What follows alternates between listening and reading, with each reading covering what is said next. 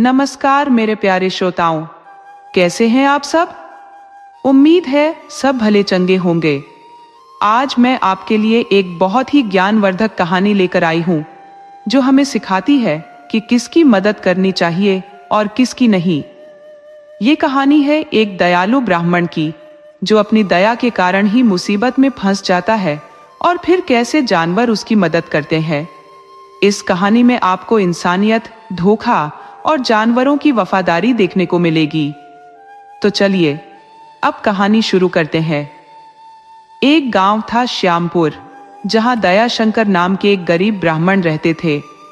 लेकिन ब्राह्मण के साथ एक बड़ी विडंबना यह थी कि वे जिस जगह रहते थे वह ज्यादातर लोग ईश्वर को न मानने वाले और घमंडी थे। वे पूजा पाठ और ब्राह्मणों के सख्त विरोधी थे। साथ ही वे मांस खाते थे और उनके विचार भी अच्छे नहीं थे। वे ब्राह्मण को बड़ी ही नीची नजर से देखते थे। अब ब्राह्मण कोई जमींदार तो थे नहीं कि उन्हें किसी की मदद की जरूरत ही न हो। ब्राह्मण का काम ही था कि लोगों से जुड़े रहे, उन्हें अपना यजमान बनाए, उन्हें ज्ञान की बातें बताए। मगर कोई भी आदमी जानवर की मानसिकता वाले को नहीं समझा सकता। व्यभिचारी और दुराचारी को कभी रास्ते पर नहीं लाया जा सकता। तो ज्यादातर लोग अज्ञानता के शिकार थे और घोर नास्तिक थे। उस गांव में बहुत कम लोग थे जो आस्तिक थे और भगवान को मानते थे, पूजा पाठ करते थे, ब्राह्मणों से कथा सुनते थे, उनकी शिक्षाप्रद बातें सुनते थे और बदले में ब्राह्मण को दान दिया करते थे या कुछ खाने पीने को दे दिया करते थे। परंतु उनकी संख्या इतनी कम थी कि वे ब्राह्मण के 1 साल के भोजन की व्यवस्था नहीं कर सकते थे। वे खुद ही इतने निर्धन थे कि ब्राह्मण को रोज भिक्षा नहीं दे पाते थे। हालांकि ब्राह्मण अभी अकेले थे, नौजवान थे, वह किसी बंधन में नहीं थे, तो दूसरे तीसरे गांव भी जा सकते थे। वह महीनों रहकर कथा सुना सकते थे। अरे परेशानी तो उनको तब होनी थी जब वह विवाहित होते, बाल बच्चेदार होते, घर में कोई उनके भाई बहन होते, माता पिता होते। मगर दुर्भाग्य से उनका कोई नहीं था।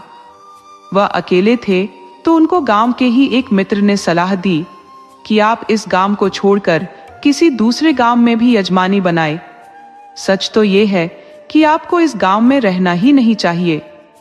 आप खुद विद्वान हो और अक्सर कहते भी रहते हो कि आदमी को उस स्थान पर नहीं रहना चाहिए जहां भोजन पानी का प्रबंध ना हो, जीविका का प्रबंध ना हो, जहां दुष्ट लोग वास करते हो, जहां के लोग दुराचारी हो, जहां नास्तिक रहते हो, जहां के लोग धर्म में विश्वास नहीं करते, जहां दुर्व्यसनी औरतें रहती हो, जहां वेश्याएं रहती हो, जहां चोर बदमाश रहते हो, जहां हिंसा होती हो, लोग मांस और मदिरा का सेवन करते हो, जहां हिंसक जीव रहता हो, जिस घर में सांप रहता हो, ऐसे स्थानों पर किसी धर्मात्मा पुरुष को या किसी भी सभ्य पुरुष को नहीं रहना चाहिए। फिर उस आदमी ने कहा कि ब्राह्मण देवता, हम खुद ही इस गांव में रहना नहीं चाहते, मगर हमारे पास जगह जमीन है, घर है, बाल बच्चे हैं, भरा पूरा परिवार है। तो इन अवस्था में हम घर नहीं छोड़ सकते, गांव नहीं छोड़ सकते। मगर आप बिल्कुल स्वतंत्र हो, एक पक्षी की तरह जहां चाहो उड़ सकते हो, पूरी दुनिया घूम सकते हो और फिर मनचाही जगह का आनंद ले सकते हो। ब्राह्मण दयाशंकर बोले कि मित्र, तुम ठीक कह रहे हो। ये संसार सिर्फ इस गांव तक ही सीमित नहीं है, बहुत बड़ा है। इस संसार में जहां दुष्ट रहते हैं तो दयावान धर्मात्मा भी रहते हैं। धर्मात्मा पुरुषों की कोई कमी नहीं है। मुझे दूसरे तीसरे करके 10-20 गांव में भी जाना चाहिए, वहां के लोगों को अपना यजमान बनाना चाहिए। ब्राह्मण ने यह विचार कर दूसरे गांव का रुख किया। मगर दूसरे गांव में भी तो पहले से ब्राह्मण रहा करते थे। वह पहले से गांव वालों को अपना यजमान बना चुके थे। वह ब्राह्मण को कोई यजमान तो नहीं मिला, मगर लोग भले थे। उन्हें भोजन और कुछ अन्न बिन मांगे मिल गया, तो उससे ही ब्राह्मण ने संतोष कर लिया। अब वह रोज दूसरे गांव जाने लगे। उसी तरह बहुत से गांव में गए, मगर उन्हें यजमानी नहीं मिली, परंतु भोजन का प्रबंध होता रहा। अब ब्राह्मण को भोजन की कोई कमी नहीं हो रही थी, तो दिन आराम से गुजरने लगा। अब जब भोजन की समस्या हल हो गई तो अपना टूटा फूटा घर को मरम्मत कर ठीक करा लिया। अब उन्हें अकेलापन खलने लगा। तंगी में तो वह किसी तरह भी रह लेते थे, अकेले रहना ही अच्छा लगता था। मगर जब देख लिया कि वह अब गांव से बाहर जाकर भी भोजन पैसे का प्रबंध कर सकते हैं, तो अब उन्हें एक पत्नी की कमी महसूस होने लगी। सोचे कि बिना पत्नी के घर कोई घर है। अब दूसरे गांवों में रोज तो बना बनाया भोजन मिलता नहीं, तो घर आकर भोजन बनाना पड़ता है। पहले तो दिन भर घूमने से थकान हो जाती है, शरीर थककर चूर हो जाता है। ऊपर से घर पहुंचते ही भोजन बनाने की चिंता, भोजन बनाओ और खाओ। यदि जरा भी आलस दिखाया तो फिर भूखे सो जाना पड़ता है। कई बार ऐसा हुआ भी है कि जरा सी तबीयत क्या खराब हुई, भूखे सोना पड़ जाता है। कोई पूछने नहीं आता कि भोजन किए हो या नहीं किए हो, स्वास्थ्य तो ठीक है ना। अगर घर में पत्नी होगी तो आते ही हाथ से थैला लेकर घर में रखेगी, पीने को पानी देगी, ठंडे जल से पैर धोएगी, पंखा जलेगी और फिर ताजा भोजन बनाकर खिलाएगी। इतना ही नहीं, हाथ पैर सिर की मालिश कर थकान दूर कर देगी। ये सोचकर ब्राह्मण रोमांचित हो जाते, मगर समस्या थी कि ब्याह करें कहाँ। ब्याह के लिए कोई स्त्री चाहिए और उसके माता पिता उनके ब्याह के लिए इन्हें चुने, बात चले, फिर ब्याह हो। ब्राह्मण के पास कोई भी ब्याह के लिए आने वाला नहीं था। बदनाम गांव में कौन बेटी का ब्याह कर सकता था। कोई भी सभ्य आदमी उस गांव में बेटी नहीं ब्याहता जिस गांव में चोर बदमाश रहते हो, वेश्यालय हो, जहां के लोग व्यभिचारी हों। अगर संयोग से आधा गांव सभ्य भी हुआ तो वह भी उन बदनाम लोगों में आ जाता है। बदनाम गांव के आधे नौजवान कुंवारे मर जाते हैं। ब्राह्मण आखिरी में इस निष्कर्ष पर पहुंचते कि मेरे सोचने से कुछ नहीं होने वाला, अब होगा वही जो विधाता ने लिख रखा होगा। वैसे भी शादी ब्याह किस्मत का खेल है। अगर भाग्य में स्त्री का सुख न हो तो विवाहित होकर भी लोग कुंवारे रह जाते हैं। स्त्री प्यार ही नहीं करती, हमेशा लड़ती झगड़ती है। वह एक घर में एक पलंग पर रहते हुए अजनबी की तरह रह लेती है या फिर किसी के साथ ओढ़न छू हो जाती है। और यदि किसी का भाग्य प्रबल हो तो स्त्री घर बैठे मिल जाती है और जीवन भर सुख पहुंचाती रहती है। ब्राह्मण इस बात को अपनी किस्मत पर छोड़कर अपनी दिनचर्या में लग गए। इसी तरह एक दिन दूर गांव से लौट रहे थे, उनको आज अचानक से एक सेठ ने बहुत सा धन दे दिया था। सेठ के घर बहुत दिनों बाद एक पुत्र की प्राप्ति हुई थी, तो खुशी में वह जी खोलकर धन बांट रहा था, भोजन बांट रहा था, वस्त्र और आभूषण बांट रहा था। तो ब्राह्मण को भोजन, वस्त्र और बहुत सारा अन्न के साथ 5 सोने के सिक्के और स्त्री के लिए सोने का कंगन मिल गया। अब ब्राह्मण ने मना नहीं किया कि मेरी तो कोई पत्नी नहीं है, इस कंगन का क्या करूंगा। ब्राह्मण ने कंगन को जेब में रख लिया और चल पड़े घर। वो घर से 5 कोस की दूरी पर चले गए थे। रास्ते में एक छोटा सा जंगल था, तो वह अब उस जंगल से होकर गुजर रहे थे कि देखा कि उनके ठीक आगे आगे एक स्त्री चली जा रही है। वह लगातार रोए जा रही है।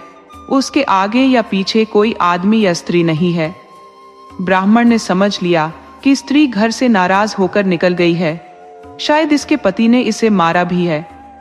वह आगे आगे चल रही थी तो ब्राह्मण ने उस स्त्री का चेहरा या माथा नहीं देखा कि वह कुंवारी है या विवाहिता है। कुछ दूर चलने के बाद ब्राह्मण तेजी से चलकर स्त्री के पास पहुंच गए और बोले कि देवी, आप रो क्यों रही हो? तुम्हें क्या तकलीफ है? तुम इस निर्जन स्थान पर अकेली क्यों जा रही हो? स्त्री ने किसी पुरुष की आवाज सुन पीछे पलटकर देखी तो वह देखी कि उसके पीछे पीछे एक ब्राह्मण आ रहा है। ब्राह्मण ने देखा कि अरे, ये तो कुंवारी स्त्री है, ये क्यों अकेली रोती जा रही है? हालांकि ब्राह्मण ने पहले ही पीछे से स्त्री से सवाल किया था, मगर स्त्री ने उस सवाल का कोई जवाब नहीं दिया और आगे चलने लगी। तो ब्राह्मण ने फिर से पूछ लिया कि देवी, आप मेरे सवाल का जवाब नहीं दे रही? अगर जवाब नहीं देना है तो मत दो, मगर रोती हुई तो मत चलो, तुम्हारा रोना मुझे भी खतरे में डाल सकता है। अगर आगे कोई आदमी मिल गए तो समझेंगे कि ब्राह्मण ने जरूर स्त्री के साथ कोई बदतमीजी की होगी, तभी स्त्री रो रही है। इसलिए अपने लिए नहीं तो मेरे सुरक्षा की खातिर चुप हो जाओ। आप भगवान के लिए चुप हो जाओ। देखो, मैं बहुत कमजोर दिल का हूं, मुझे किसी स्त्री की आंख में आंसू बर्दाश्त नहीं होते। आप चुप हो जाओ। स्त्री पर ब्राह्मण की बात का कोई असर नहीं हुआ तो ब्राह्मण भी रोने लगे। ब्राह्मण के रोते देख स्त्री चुप हो गई और बोली कि ब्राह्मण देवता, आप चुप हो जाओ। आप इतने कोमल हृदय के हो, मैं नहीं जानती थी। दुनिया कितनी कठोर है कि दूसरे की आंख में आंसू देखकर खूब खुश होती है। वह सिर्फ लोगों को दुख ही दे सकती है, और एक आप हो जिससे दूसरे का दर्द भी नहीं सहा जाता। स्त्री के चुप कराने पर ब्राह्मण चुप हो गए। स्त्री ब्राह्मण से बहुत प्रभावित हुई तो ब्राह्मण ने पूछ लिया कि देवी, आप किस लिए दुखी थी और रो रही थी और अकेली जा कहां रही हो? स्त्री बोली कि आप मेरी दर्द भरी कहानी मत सुनिए, आपसे बर्दाश्त नहीं होगा और आप फिर से रो पड़ेंगे। ब्राह्मण बोले कि देवी, रो लेने से दर्द कम हो जाता है, अब अपना दर्द मुझसे बांटो, आपका दर्द हल्का हो जाएगा और शायद मैं आपकी कोई सहायता कर सकूं, आपके कोई काम आ सकूं। स्त्री बोली कि मैं माहौली गांव की हूं, मेरे माता पिता बचपन में अनाथ छोड़ गए थे, मैं अपने चाचा चाची के साथ रहती थी। चाची मेरी देवी थी, वह अपनी बेटी की तरह मुझसे प्यार करती थी। तो चाचा के 2 बेटे थे जो मुझे अपनी बहन समझते थे, वह मुझसे बड़े थे, उनकी कोई अपनी सगी बहन नहीं थी, तो मैं ही उनके लिए सगी बहन थी। भाई बड़े हुए तो रोजी रोजगार की जरूरत पड़ी तो दोनों नगर के लिए निकल गए। वह कहते गए, हम लोग बहुत धन कमाएंगे और फिर लौटकर अपनी गुड़िया रानी का ब्याह बड़ी धूमधाम से बड़े घर में करेंगे। मैं भी खुश थी, मुझे माँ बाप की कभी कमी महसूस नहीं हुई। मगर समय एक सा नहीं रहता। भाई नगर में गए तो वहीं अपना ब्याह कर लिए और बस गए। उनकी पत्नियां उन्हें गांव आने ही नहीं दी। चाचा अकेले घर का खर्च चलाते थे कि एक दिन चाची बीमार पड़ी और गुजर गईं। चाचा बहुत दुखी हुए। मैंने उन्हें संभालने की बहुत कोशिश की, मगर वह संभल नहीं सके। उनको नशे की लत लग गई। वो एक गलत स्त्री के चक्कर में पड़ गए और उसे ब्याह कर घर में ला दिए। वो गजब की खतरनाक और कर्कश स्त्री थी। वो आते ही मुझ पर हुकूमत चलाना शुरू किया, बेवजह मारना पीटना शुरू किया, ऊपर से आधा खाना देने लगी। पूरा खाना मांगने पर मारती पीटती, फिर कहती कि जवान कुंवारी लड़की को आधा पेट ही खाना देना चाहिए, नहीं तो उसका मन चंचल हो जाता है, वो किसी के साथ भाग सकती है, मगर भूखी लड़की कभी इश्क नहीं फरमा सकती। मैंने इस बात की शिकायत चाचा से की, मगर अब वो पहले वाले चाचा नहीं रहे। वह तो स्त्री के गुलाम बन चुके थे। वह बोले कि तुम चाची की ही बात माना करो, वो कोई गलत नहीं कह रही। मैं किसी तरह उसके साथ गुजारा करने लगी, मगर कल रात मेरे लिए चाची की बात असहनीय हो गई। चाची ने रात में किसी अपने चहेते को बुलाया था। वो रात में मेरे घर में ठहरा हुआ था, तो चाची ने उससे मेरे जिस्म का सौदा कर डाला। वह मेरे से आकर बोली कि तुम उस आदमी को खुश कर दो, वह तुम्हें बहुत पैसा देगा। ये बात सुनते ही मेरे तन मन में आग लग गई।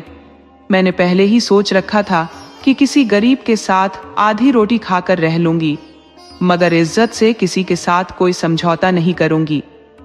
सो चाची से बोली कि ठीक है, मैं तैयार हूं, मगर मुझे थोड़ा अभी तैयार होना है। मैं घर से निकली और अंधेरे में गुम हो गई, और उसके बाद अपने को बचाते हुए आपके सामने हूं। मुझे समझ नहीं आता कि क्या करूं, कहां जाऊं। आगे अनहोनी की बात और जीवन की अनिश्चितता से दुखी हो रो रही थी। इतना कह वो फिर से रोने लगी तो ब्राह्मण बोले कि अब फिर से मुझे मत रुलाओ, तुम मेरे साथ मेरे घर चलो, मैं तुझे अपने घर में आसरा दूंगा। स्त्री बोली कि आप भले आदमी हो, मेरी खातिर अपनी पत्नी की ताने क्यों सुनोगे? किसी स्त्री के साथ देखकर आपकी पत्नी जल भून जाएगी। ब्राह्मण बोले कि देवी, मैं अभी अविवाहित हूं, मेरे घर में मेरे सिवा और कोई नहीं है। आपको लगता है कि मैं एक भला आदमी हूं, तो आप जब तक चाहो मेरे घर में आसरा पा सकती हो। स्त्री बोली, ये तो फिर अनिश्चितता वाली बात हुई। आप यदि सचमुच अपने घर में पनाह देना चाहते हो तो सम्मानजनक पनाह दो, कोई रिश्ते का नाम दो कि मैं सिर ऊंचा कर कह सकूं कि आपकी पत्नी हूं। इस तरह घर में रख दोगे तो फिर मैं कहीं की नहीं रहूंगी। लोग मुझ पर गलत उंगली उठाएंगे, आप पर भी लोग लांछन लगाएंगे। ब्राह्मण बोले कि देवी, जैसी आपकी इच्छा। मेरे मन में तो यह बात पहले से उठ रही थी, मगर कह नहीं सका। परंतु आपकी भी इच्छा है तो मैं आपकी इच्छा का आदर करता हूं। ये जानते हुए कि एक अनजान स्त्री हो, मैं आपके बारे में कुछ भी नहीं जानता कि आप सही कह रही हो या गलत, आप पवित्र हो या अपवित्र। बस आपके भरोसे, आपकी बात के भरोसे मुझे पूरा भरोसा है कि आप सत्य कह रही हो। सबसे बड़ी बात कि आप कुमारी हो, जो किसी भी जाति में नहीं आती हो। बस आपको एक नाम देना है, वह मैं आज ही घर चलकर दे दूंगा। ब्राह्मण उस स्त्री को लेकर घर आ गए तथा उससे ब्याह कर लिया। उसे सेठ से मिले कंगन को अपने हाथों से उसके हाथों में पहनाया। स्त्री खुश थी कि उसे भगवान ने एक सहारा दे दिया, तो ब्राह्मण खुश थे कि इन बदमाशों के गांव में भी उनके नहीं चाहने के बाद भी मेरा ब्याह हो गया। स्त्री बड़ी ही संस्कारी थी, वह ब्राह्मण के घर को संभाल ली। इस तरह ब्राह्मण पत्नी के साथ मजे से रहने लगा। उसे रहते हुए कई साल गुजर गए, मगर ब्राह्मण को कोई भी पक्की यजमानी नहीं मिल पाई। उधर दुर्भाग्य से भयंकर अकाल पड़ गया। किसान बदहाल हो गए, किसी के पास देने लायक कुछ नहीं बचा कि किसी याचक को भी एक मुट्ठी दे सके। पहले साल आधा पेट खाकर किसी तरह गुजर गया, मगर दूसरा साल बहुत भयावह हो गया। अब ब्राह्मण को कहीं से भी एक मुट्ठी अन्न नहीं मिल पा रहा था, इसीलिए ब्राह्मण को अपनी पत्नी के साथ भूखे रह जाना पड़ता था।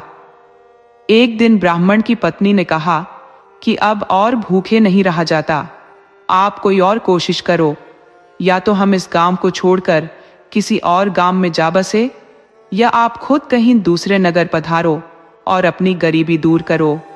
इस अकाल में सब अपनी देख रहे हैं और उनका पहले अपने को देखना जायज भी है। जब एक साथ पूरे गांव में आग लगती है तो सभी पहले अपने अपने घर की आग को बुझाते हैं। इसलिए आप अब यहाँ की उम्मीद छोड़ो और किसी नगर में प्रस्थान करो। नगर में सूखे का कोई असर नहीं होता। ब्राह्मणी की बात मानकर ब्राह्मण ने मन में विचार किया कि हमारी पत्नी ठीक कह रही है, हमें अवश्य ही अपनी जीविका के लिए दूसरे किसी राज्य के नगर प्रस्थान करना चाहिए। ब्राह्मण पत्नी से बोला कि भाग्यवान, मैं तो चला जाऊंगा, मगर तुम यहाँ अकेली रह जाओगी। यहाँ देखने वाला तुम्हें कोई नहीं रह जाएगा। घर में एक मुट्ठी अन्न भी नहीं है। इस बुरे अवस्था में मैं तुम्हें छोड़कर कैसे जा सकता हूँ? ब्राह्मणी बोली, यह बात आपने बिल्कुल सही कही है। आप पहले मेरे लिए कुछ महीनों के भोजन का प्रबंध करके जाओ। मेरे पास जो कंगन है, जो आपने मुझे ब्याह के दिन पहनाया था, उसे बेच डालिए और फिर 1 साल के लिए भोजन का प्रबंध करके जाइए। ब्राह्मण बोला, भाग्यवान, मैं उस कंगन को कैसे बेच सकता हूं? उसे तो मैं आपको उपहार में पहली निशानी दिया था। स्त्री बोली, आप इन सब बातों को छोड़िए, इन गहनों से पहले जिंदगी जरूरी है। जरा सोचो कि यदि जिंदगी ही नहीं रही तो इन गहनों का क्या होगा? जब तक हम जिंदा है तभी तक वस्तु की कीमत है, वरना एक ढेले के बराबर इसकी कीमत है। ब्राह्मण ने कंगन को बेच दिया। कंगन कीमती था, उसमें 1 साल के अन्न के अलावा बहुत चांदी के सिक्के भी मिल गए। तो ब्राह्मण पत्नी के लिए सभी व्यवस्था कर ब्राह्मण अपना झोला उठाकर दूसरे दिन ही दूर राज्य के नगर के लिए निकल पड़ा। पुराना जमाना था, चाहे जहां भी किसी को जाना हो, खासकर गरीब आदमी को पैदल ही जाना पड़ता था। सिर्फ अमीर आदमी, सेठ, साहूकार या राजा महाराजा ही सवारी गाड़ी का उपयोग करते थे। उस जमाने में कोई मोटर गाड़ी या ट्रेन तो होती नहीं थी। तांगा, बैलगाड़ी, घोड़ा, गधा या फिर पैदल ही लोग यात्रा करते थे। तो ब्राह्मण भी पैदल ही यात्रा को निकल पड़े। ब्राह्मण को सुबह से चलते चलते दोपहर होने को आई, मगर अभी वह एक जंगल भी पार नहीं कर पाया था। जंगल काफी बड़ा था और ब्राह्मण के लिए अनजान था। अब ब्राह्मण को भूख और प्यास दोनों सता रही थी, तो कोई अच्छा स्थान ढूंढ रहा था कि जहां बैठकर भोजन खाया जा सके, जहां पानी मिल सके। हालांकि ब्राह्मण ने झोले में अपने खाने के लिए कुछ भोजन घर से ही बनवा कर ले लिया था और लौटा डोरी अपने पास रखना, यह तो ब्राह्मण के नियम में था। पुराने जमाने में हर यात्री अपने साथ खाने का कुछ जुगाड़ और लौटा डोरी जरूर साथ में रखते थे, तो यदा कदा कुआं भी मिल जाया करता था। तो ब्राह्मण भोजन शुरू करने से पहले कुआं ढूंढ लेना चाहता था। ब्राह्मण इधर उधर पानी का स्रोत ढूंढता हुआ आगे चला जा रहा था, तो चलते चलते जंगल में एक कुआं दिखा। तो ब्राह्मण ने मन में विचार किया कि हम इसी कुएं के पास बैठकर भोजन करेंगे।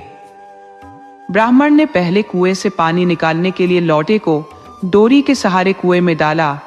तभी कुएं में उसे कोई पकड़ लिया। वजन ज्यादा हुआ तो ब्राह्मण ने कुएं में झांक कर देखा तो वह एक बाघ था। उसके अलावा भी कई जानवर और स्त्री पुरुष गिरे पड़े थे। जब ब्राह्मण ने कुएं में झांका तो बाघ बोल पड़ा, हे ब्राह्मण देवता, आप मुझे इस कुएं से बाहर निकालो। पहले तो ब्राह्मण को घोर आश्चर्य हुआ कि यह बाघ मनुष्य की तरह बोल कैसे लेता है, ये कैसे संभव है।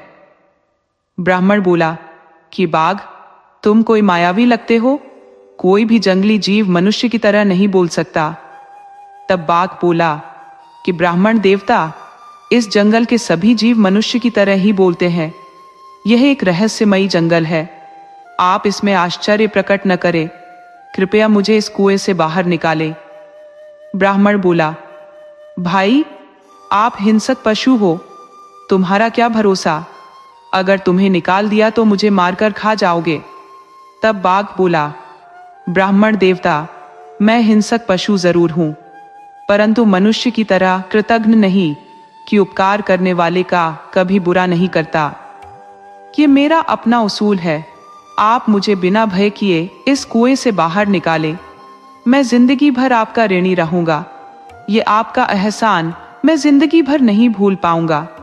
ब्राह्मण ने सोचा कि जब बाघ मनुष्य की तरह बोल सकता है तो ये वचन का भी पक्का होगा, अवश्य ही मुझे नहीं खाएगा।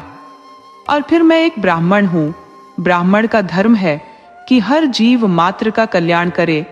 किसी का उपकार करते करते जान भी चली जाए तो भी मोक्ष मिलना है।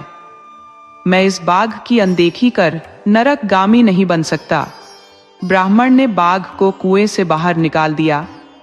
बाघ बाहर आकर ब्राह्मण को बहुत बहुत धन्यवाद दिया और बोला, ब्राह्मण देवता, इस वक्त तो मेरे पास आपको दान दक्षिणा देने के लिए कुछ भी नहीं है, परंतु आपको जब भी धन की जरूरत आ पड़े तो निसंकोच मेरे पास आ जाना। मैं यहां से बस थोड़ी दूर एक पहाड़ी की गुफा में निवास करता हूं। इतना कह बाघ एक तरफ कुएं के पास बैठ गया। तभी कुएं से एक सांप बोला, ब्राह्मण देवता, आप मुझे भी बाहर निकाल दीजिए। मैं भी कुएं में गिरा पड़ा हूं। मैं आपका यह उपकार कभी नहीं भूलूंगा, बल्कि उपकार का बदला जरूरत पड़ी तो अपनी जान देकर भी चुकाऊंगा। ब्राह्मण बोला, नहीं भाई, मैं यह खतरा मोल नहीं ले सकता। क्या भरोसा तुम मुझे काट खाओ, तुम देखने से ही खतरनाक लगते हो, तुम्हारा कांटा तो पानी भी नहीं मान सकता। तब सांप बोला, ब्राह्मण देवता, आपसे मेरी दुश्मनी थोड़ी ही है। हम सांप है, बिना नुकसान पहुंचाए हम किसी का नुकसान नहीं करते, और फिर आप तो मेरे पर उपकार कर रहे हो। कोई भी अपने पर उपकार करने वाले के लिए कोई दुश्मनी रखता है। ब्राह्मण को सांप की बात जंच गई कि सांप ठीक कह रहा है, सचमुच मुझे इससे दुश्मनी थोड़े ही है, और सांप बिना छेड़े किसी को काटते नहीं। ब्राह्मण ने सांप को भी कुएं से बाहर निकाल दिया। सांप बोला, ब्राह्मण देवता, आपने मेरे पर बहुत बड़ा उपकार कर दिया है। अब इसका बदला किस प्रकार चुकाऊं समझ नहीं पा रहा। वैसे मैं कोई साधारण सांप नहीं हूं, मैं दिव्य शक्तियों से पूर्ण हूं, परंतु एक श्राप के कारण कुएं में आ गिरा था। मेरी शक्तियां कमजोर हो गई थी। मेरी शक्तियां वापस लाने में और कुएं से निकालने में सिर्फ मनुष्य ही मेरी मदद कर सकता था। आपके उपकार से मुझे शक्तियां वापस मिल गई है। अब मैं बाहर आ गया हूं और श्राप से मुक्त हो गया हूं। मैं मन की इच्छा से कहीं भी आ जा सकता हूं। अब मैं किसी की कोई मदद कर सकता हूं तो भयंकर नुकसान भी पहुंचा सकता हूं। आपने ठीक ही कहा था कि मेरा काढ़ा पानी नहीं मांगता, मगर मैं किसी को काटता नहीं हूं। अब समझ नहीं पा रहा कि आपके उपकार का बदला किस प्रकार चुकाऊं। आप एक बात याद कर लो कि जिंदगी में आप पर कोई भारी मुसीबत आ पड़े, निकलने का कोई मार्ग न सूझे, तो एक बार मुझे याद कर लेना। उसी वक्त आपके पास पहुंच जाऊंगा, आपके लिए अपनी जान की बाजी लगा दूंगा। इतना कह सांप भी एक तरफ जाकर बैठ गया। तभी कुएं से बंदर बोल पड़ा, ब्राह्मण देवता, मुझे भी आप कुएं से बाहर निकाल दो। मैं एक बंदर हूं, मेरे से आपको कोई हानि नहीं होने वाली। मैं आपका मित्र बन जाना चाहता हूं। ब्राह्मण बोला, नहीं नहीं, मैं तुम्हें नहीं निकालूंगा। मुझे किसी बंदर से मित्रता की जरूरत नहीं है। तुम चंचल जीव हो, कहीं मेरा झोला लेकर भाग गए तो तुम्हें कहां ढूंढता फिरूंगा। बंदर बोला, ब्राह्मण देवता, भला कोई मुसीबत में मस्खरी करता है? मैं आपसे कोई मजाक नहीं करूंगा, आपको हैरान परेशान नहीं करूंगा, मैं आपको कोई नुकसान नहीं करूंगा। आप मुझे बाहर निकाल दो। ब्राह्मण ने कुछ विचार किया और फिर ब्राह्मण ने बंदर को भी कुएं से बाहर निकाल दिया। बंदर बाहर आकर बोला, ब्राह्मण देवता, इस वक्त मेरे पास आपको देने के लिए कुछ नहीं है। आप कभी मेरे बाग में आना। पहाड़ी के उस पार तराई में मैंने अपने हाथों से एक फलों का बाग लगा रखा है, जिसमें पेड़ सालों भर फल से लदे रहते हैं। आपको जितनी जरूरत हो मेरे यहाँ से फल ले लेना। आप चाहो तो 2-4 टोकरी फल रोज मेरे यहाँ से ले सकते हो। मैं खुद तोड़कर आपको दे दिया करूंगा। मैं चाहूंगा कि आप मेरे साथ मेरे बाग में अभी चले और 1-2 सप्ताह तक मेरे मेहमान बनकर मेरे साथ रहे। ब्राह्मण बोले, अच्छा, अभी जाओ, मुझे जरूरत होगी तो तेरी मेहमानी भी कर लूंगा। बंदर अभी वहां से गया नहीं, बल्कि एक तरफ बैठ गया। तभी कुएं से एक आदमी बोला, भाई ब्राह्मण, तूने तो उन जानवरों को हमसे पहले ही कुएं से बाहर निकाल दिया, परंतु तुमने एक बार भी ख्याल नहीं किया कि मैं एक मनुष्य हूं। मनुष्य को तो मनुष्य के सबसे पहले काम आना चाहिए। वे जानवर तो कभी कभार ही आपकी मदद करेंगे, परंतु मैं तो आपकी मदद पग पग पर करूंगा। ब्राह्मण बोला, अच्छा भाई, तुम्हें निकाल देता हूं। सचमुच मुझे सबसे पहले तुम्हें ही निकालना चाहिए था, परंतु कोई बात नहीं, अभी निकाल देता हूं। तब बाहर बैठा बंदर बोल पड़ा, नहीं ब्राह्मण देवता, इस साले को मत निकालना, इसको बोलने भी नहीं आता। साला एक नंबर का कृतघ्न है। बाघ और सांप भी बोल पड़े, ब्राह्मण देवता, तुम इस आदमी को कभी कुएं से बाहर मत निकालना। ये कामी, क्रोधी और लालची भी है। ये परस्त्रीगामी है। इसकी प्रेमिका इसके साथ कुएं में गिरी पड़ी है। इसे उसकी जान की फिक्र नहीं, अब अपनी जान की फिक्र है। इस ससुरे में दुनिया के सभी अवगुण भरे पड़े हैं। वह दुष्ट आत्मा है। इसकी मदद कर दी तो बुरे फंस जाओगे और जिंदगी भर पछताओगे। इतना कह तीनों जीव वहां से चले गए। वह जाते जाते भी ब्राह्मण को चेतावनी दे गए कि उस दुष्ट स्त्री को भी मत बचाना। वह एक वेश्या है। ये कोठे पर तो नहीं रहती, मगर इसके बहुत पुरुषों से संपर्क है। ये कोठे वाली से भी काफी खतरनाक है। अच्छा रहेगा कि आप हमारे साथ ही इस कुएं से चले जाओ। जानवर तो चले गए, मगर ब्राह्मण वहीं ठहर गया। ब्राह्मण सोचा, हमें उन तीनों की बात अवश्य माननी चाहिए। वे तीनों कोई गलत नहीं बोल रहे हैं। साला कृतघ्न जरूर होगा, तभी तो वेश्या के साथ कुएं में फंस गया है। लेकिन ब्राह्मण ने विचार किया कि मुझे कौन सा इस आदमी से रिश्तेदारी निभानी है। इसे कुएं से निकालकर आगे अपने गंतव्य के लिए निकल जाऊंगा। किसी को मुसीबत में देखकर आंखें मूंद लेना भी एक ब्राह्मण का धर्म नहीं है। मुझे इस आदमी की मदद कर देनी चाहिए। कौन सा मुझे इस आदमी से मित्रता करनी है, कौन सा इसकी बहन से ब्याह करना है। निकलने के बाद यह अपनी राह, मैं अपनी राह। उधर कुएं में पड़ा आदमी बार बार मदद की गुहार लगा रहा था, तो स्त्री भी गुहार लगा रही थी कि ब्राह्मण देवता, इसको छोड़कर पहले कुएं से मुझे बाहर निकालो। ब्राह्मण ने पहले उस आदमी को कुएं से बाहर निकाल दिया। वह आदमी बोला, भाई, मैं पास के नगर का जौहरी हूं। जब कभी आपको आभूषण से जुड़ी जरूरत पड़े तो एक बार मुझे भी याद कर लेना, यथाशक्ति आपकी मदद कर दूंगा। मगर एक बात याद रखो, इस स्त्री को कुएं से बाहर मत निकालना, ये बहुत खतरनाक स्त्री है। ये 4 बार ब्याह करके 4 बार अपने पति को मार डाली है। अब 5वां इसका शिकार मैं बनने वाला था, मगर मैं बच गया। इसी ने मुझे कुएं में अपने चाहने वालों से फेंकवाया था, मगर इसके चाहने वाले भी इससे छुटकारा चाहते थे, सो इसे भी कुएं में फेंक गए। अब आप इसे कुएं में मर जाने दो। इतना कह वो आदमी चला गया। तो वह स्त्री बोली कि ब्राह्मण देवता, मैं एक स्त्री हूं, इस नाते मुझ पर 1000 कलंक लगाए जा सकते हैं। मैं कोई बुरी स्त्री नहीं हूं। यह सच है कि मैंने कई गुनाह किए हैं, मगर मेरी भी कोई मजबूरी थी। आप उस आदमी की बात पर ध्यान मत दो, मुझे कुएं से बाहर निकालो। ब्राह्मण ने उस स्त्री को भी कुएं से बाहर निकाल दिया। स्त्री बोली कि मैं अब आपकी क्या सेवा कर सकती हूं, मैं आपके उपकार का बदला किस प्रकार चुकाऊं। ब्राह्मण बोला कि तुम यहां से अपने गंतव्य को प्रस्थान करो, यही मेरे लिए बड़ी बात होगी, मुझे तुझसे कुछ नहीं चाहिए। स्त्री बोली, आप मेरी कहानी भी सुनना नहीं चाहोगे। ब्राह्मण बोले कि मुझे तेरे बारे में कुछ नहीं जानना, तुम यहां से जाओ। स्त्री वहां से चली गई। ब्राह्मण भी दूसरे नगर के लिए प्रस्थान कर गया, परंतु उस नगर में तो पहले से अकाल पड़ा हुआ था। लोग बेहाल थे, खुद को खाने के लाले पड़े थे, तो कोई ब्राह्मण को कैसे देता। वहां की हालत अपने राज्य से भी बुरी हो चली थी। लोग भोजन के लिए अपनी औलाद बेच रहे थे। ये देख ब्राह्मण का हृदय द्रवित हो गया। ब्राह्मण सोचा कि यह अकाल बस एक राज्य में नहीं है, ये सभी राज्यों में है। मुझे अब अपने घर लौट चलना चाहिए। ब्राह्मण निराश हो अपने घर को लौट पड़ा। वो चलते चलते फिर से उस कुएं के पास आ गया, जहां से 3 जानवरों और एक आदमी और एक स्त्री को कुएं से निकाल कर गया था।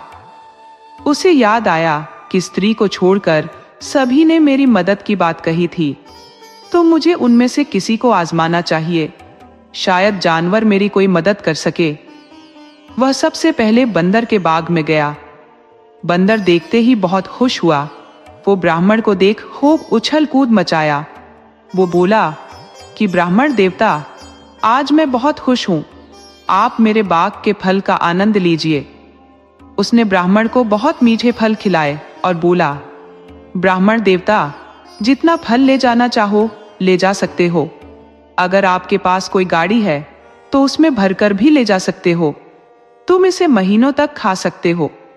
तब ब्राह्मण बोला, मित्र, इन फलों का संग्रह नहीं किया जा सकता, इसे ताजा ही खाया जा सकता है।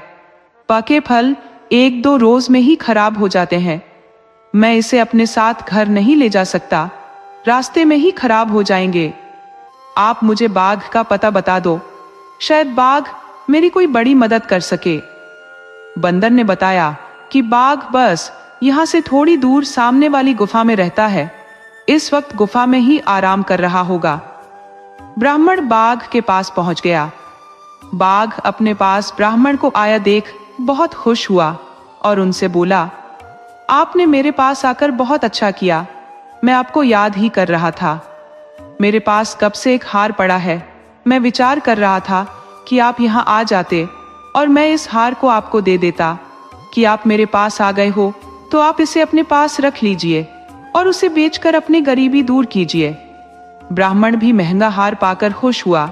सोचा कि यह 4-5 हजार सोने की मुद्रा में तो बिक ही जाएगा, इतने धन में तो हमारी और पत्नी की जिंदगी गुजर जाएगी। ब्राह्मण बाघ से आज्ञा लेकर वहां से चल पड़ा। वह सोचने लगा, यह हार लेकर घर गया तो मेरी भोजन की समस्या हल नहीं हो पाएगी और ब्राह्मणी यह हार बेचने नहीं देगी। मैंने उसका कंगन पहले ही बेच दिया है, तो वह हरगिज हार को हाथ नहीं लगाने देगी।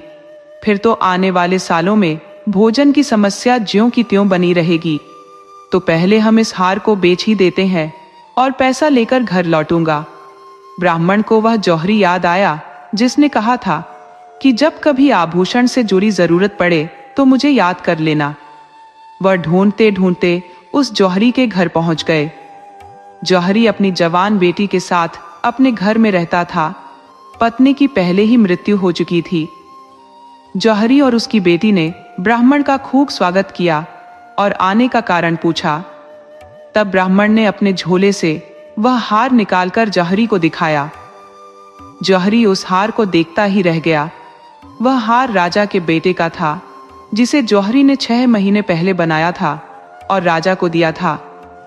वह हार 1 लाख स्वर्ण मुद्रा में बना था। वह हार राजकुमार की खास पसंद पर बनाया गया था। राजकुमार उसे काफी पसंद करता था। वो जहां भी जाता उस हार को पहनकर जाता था। इसी हार को पहनकर राजकुमार जंगल में शिकार करने गया था, परंतु न जाने कहां गुम हो गया कि आज तक नहीं लौटा है। राजा ने घोषणा कर रखी है कि जो कोई राजकुमार को ढूंढ लाएगा या उसकी जानकारी बताएगा, उसे अपना आधा राज्य दे दूंगा। जौहरी की आंखें चमक उठी। वो हार को पहचान गया था। जौहरी ने सोचा कि अच्छा मौका है। शिकारी खुद ब खुद अपने ही जाल में फंस गया है। अवश्य ही ब्राह्मण ने हार के लालच में राजकुमार का वध कर दिया है और अब बहुत समय गुजरने पर चुपके से हार बेचने चला है। शायद कुएं में मिलना और मुझे कुएं से निकालना ब्राह्मण का बहाना मात्र था। उसने बहुत पहले ही राजकुमार का वध कर दिया था। अब यह हार मेरी किस्मत पलट सकता है। मैं तो इस राज्य के आधे हिस्से का राजा बन जाऊंगा। वह ब्राह्मण से बोला, ब्राह्मण, आप यहां विश्राम करो। मैं यह हार एक बड़े जौहरी के पास बेचकर आता हूं। वो घर में जाकर अपनी बेटी को समझाया कि इस ब्राह्मण को जाने मत देना। मैं अभी आता हूं। मेरे हाथ बहुत बड़ा शिकार लग गया है। तुम किसी भी तरह इसे घर में ही रोक कर रखना। जौहरी की बेटी पिता से भी बहुत चतुर थी। वह बहुत चतुराई से ब्राह्मण को अपने घर के एक कमरे में बंद कर दिया। ब्राह्मण समझ ही नहीं पाया कि यह क्या हो रहा है। उधर जौहरी हार लेकर राज दरबार पहुंच गया और वह हार राजा को दिखाते हुए बोला कि महाराज, यह हार राजकुमार का है। एक ब्राह्मण ने राजकुमार की हत्या कर यह हार उनसे ले लिया था। अब समय गुजर जाने पर मेरे पास बेचने आया है। मैंने उसे अपने घर में ही बंद करके रखा है। आप उसे गिरफ्तार करें और वादे के मुताबिक आधा राज्य मुझे दे दे। राजा बोला, अवश्य ही तुम्हें 1 हफ्ते में आधा राज्य दे दिया जाएगा, लेकिन इससे पहले हम सच्चाई पता करेंगे कि सच्चाई क्या है। तुमने राजकुमार के हत्यारे को खोजकर बहुत बड़ा काम किया है। पहले मैं उस हत्यारे को देखना चाहता हूं। राजा ने तुरंत सैनिकों को आदेश दिया कि इस जौहरी के साथ जाओ और राजकुमार के खूनी को पकड़ लाओ। राजा का आदेश देने की देर थी। सैनिक जौहरी के साथ उसके घर चले गए। जौहरी की बेटी ने पहले से ही ब्राह्मण को कैद कर लिया था। सैनिकों का काम आसान हो गया था। उसे गिरफ्तार कर राज दरबार ले आए। राजा उसे देखकर बहुत क्रोधित हुआ। उधर ब्राह्मण सफाई देता रहा कि महाराज, मैं निर्दोष आदमी हूं। मैंने कोई गुनाह नहीं किया है। मैं तो दूसरे राज्य का हूं। आज से 1 सप्ताह पहले आपके राज्य में आया हूं। मुझे यह हार शेर की गुफा से मिली थी। राजा ब्राह्मण की कोई बात सुनने को तैयार नहीं हुआ। उसे ब्राह्मण की कहानी मनगढ़ंत लगी।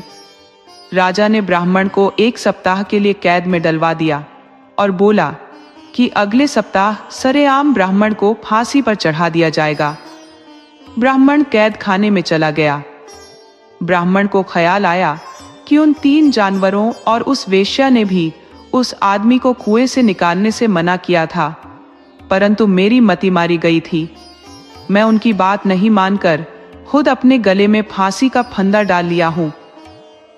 अब तो वह आदमी मुझे फांसी के फंदे तक पहुंचा दिया है। ये राजा भी मेरी बात मानने को तैयार नहीं, मुझे बोलने ही नहीं दे रहा। यहाँ का राजा भी कृतघ्न है। ये अंधेर नगरी है, यह कोई नियम कानून नाम की चीज नहीं है। अब मैं क्या करूं? यहाँ मेरी कौन मदद कर सकता है? ब्राह्मण को अपने मित्र सांप की याद आई। सोचा कि सांप ने कहा था कि मैं कोई साधारण सांप नहीं हूं, मुझ में शक्तियों का भंडार है, शायद सांप अपनी शक्तियों से कोई चमत्कार कर दे। यह सोचकर ब्राह्मण ने जब सांप को याद किया तो वो तुरंत हाजिर हो गया और ब्राह्मण से बोला, अरे मित्र, तुम यहाँ कैसे फंसे? तब ब्राह्मण बोला कि मित्र, आप सबकी बात नहीं मानकर मैंने मुसीबत मोल ले ली थी। अब वह आदमी मेरे जान का दुश्मन बनकर यहाँ तक पहुंचा दिया है। सांप ने सारी बात ध्यान से सुनी। सांप बोला, आप घबराओ नहीं, मेरे पास एक उपाय है। इस संसार में ऐसी कोई समस्या नहीं जिसका समाधान न हो, हर समस्या का समाधान है। मित्र, तुम मुझ पर भरोसा रखो और मेरे बताए अनुसार काम करते जाओ। मेरी बात बहुत ध्यान से सुनो। मैं आज रात रानी को काट लूंगा, वह मर जाएगी, परंतु तुम अगर उसका माथा चूम लोगे तो वह जिंदा हो जाएगी और रानी को जिंदा करने की खुशी में राजा तुम्हें कैद से मुक्त कर सकता है। ब्राह्मण बोला, मित्र, मुझे राजा से बचाने का कोई मौका तो नहीं है, मगर आपके नुस्खे आजमाने में कोई बुराई नहीं है। आप वही करो जिससे मेरा भला हो। रात होते ही सांप ने रानी को काट लिया। रानी मर गई। रानी की दासी ने राजा को खबर की कि रानी को सांप ने काट खाया है, आप जल्दी चलिए। यह खबर सुन राजा बहुत विचलित हुआ और भागकर रानी के कमरे में गया, मगर रानी अचेत हो चुकी थी। राजा ने बहुत वैद्य और झाड़ फूंक करने वाले को बुलाया, परंतु सबने कहा कि रानी मर चुकी है, अब कुछ नहीं हो सकता। रानी को ऐसे सांप ने काटा है कि इसकी दवा किसी के पास नहीं है, अभी कोई दवा बनी ही नहीं है। बड़े बड़े ऋषि भी रानी को नहीं बचा सकते। अब रानी मर चुकी है, आप रानी का अंतिम संस्कार कर दीजिए। राजा घोर शोक में डूब गया। उसे सूझ ही नहीं रहा था कि क्या करे। कुछ दिन पहले जवान बेटा चला गया, अब खुद रानी चली गई।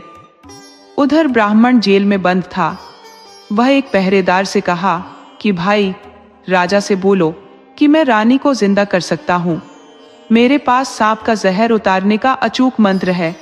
मैं महीनों पहले मरे हुए आदमी को जिंदा कर सकता हूं, बस उसका मृत शरीर सुरक्षित होना चाहिए। पहरेदार बोला।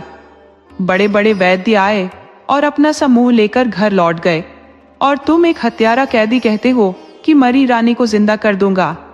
ब्राह्मण बोला, अवश्य, मैंने जो कहा है करके दिखा दूंगा। मैं इसके लिए कोई राजा से रिहाई की मांग नहीं कर रहा, बल्कि एक कला है जिसके सहारे राजा की दुनिया उजड़ने से बचा सकता हूं। तब वह पहरेदार राजा के पास गया और बोला कि महाराज, राजकुमार का हत्यारा कैदी कह रहा है कि रानी को जिंदा कर दूंगा। राजा बोला, ठीक है, उसे ले आओ। ब्राह्मण आया और रानी का माथा चूम लिया। रानी 5 मिनट में उठकर बैठ गई, जैसे वह सोकर जगी हूं। वह बोली कि महाराज, यह सब क्या हो रहा है और मैं यहाँ कैसे आई? राजा ने रानी से बताया कि रानी, तुम मर चुकी थी, मगर इस हत्यारे ने तुम्हें जिंदा कर दिया है। राजा की खुशी का ठिकाना न रहा। तभी रानी बोल पड़ी, महाराज, आप जरा गौर कीजिए कि ब्राह्मण हत्यारा होता, आपका दुश्मन होता, तो मुझे जिंदा क्यों करता? मेरा मन कह रहा है कि ब्राह्मण राजकुमार का हत्यारा नहीं है, इसके साथ कोई साजिश हुई है।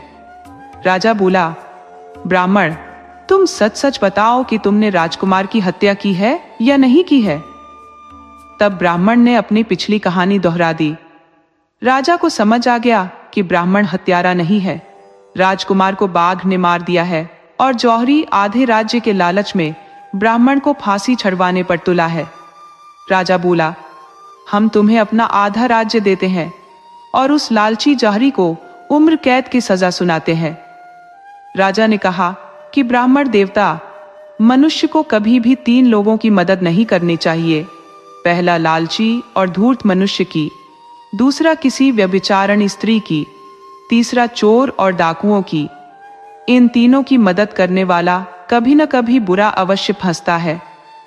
दुर्भाग्य से आप 2 की मदद आंख बंद कर दिए हो। इसी का दंड आपको मिला था, मगर आप अब मेरे राज्य के आधे के हिस्सेदार हो। ब्राह्मण बोला कि महाराज, मुझे राज्य से क्या लेना देना? आप चाहो तो मेरे को अपने दरबार में कोई छोटा स्थान दे सकते हो।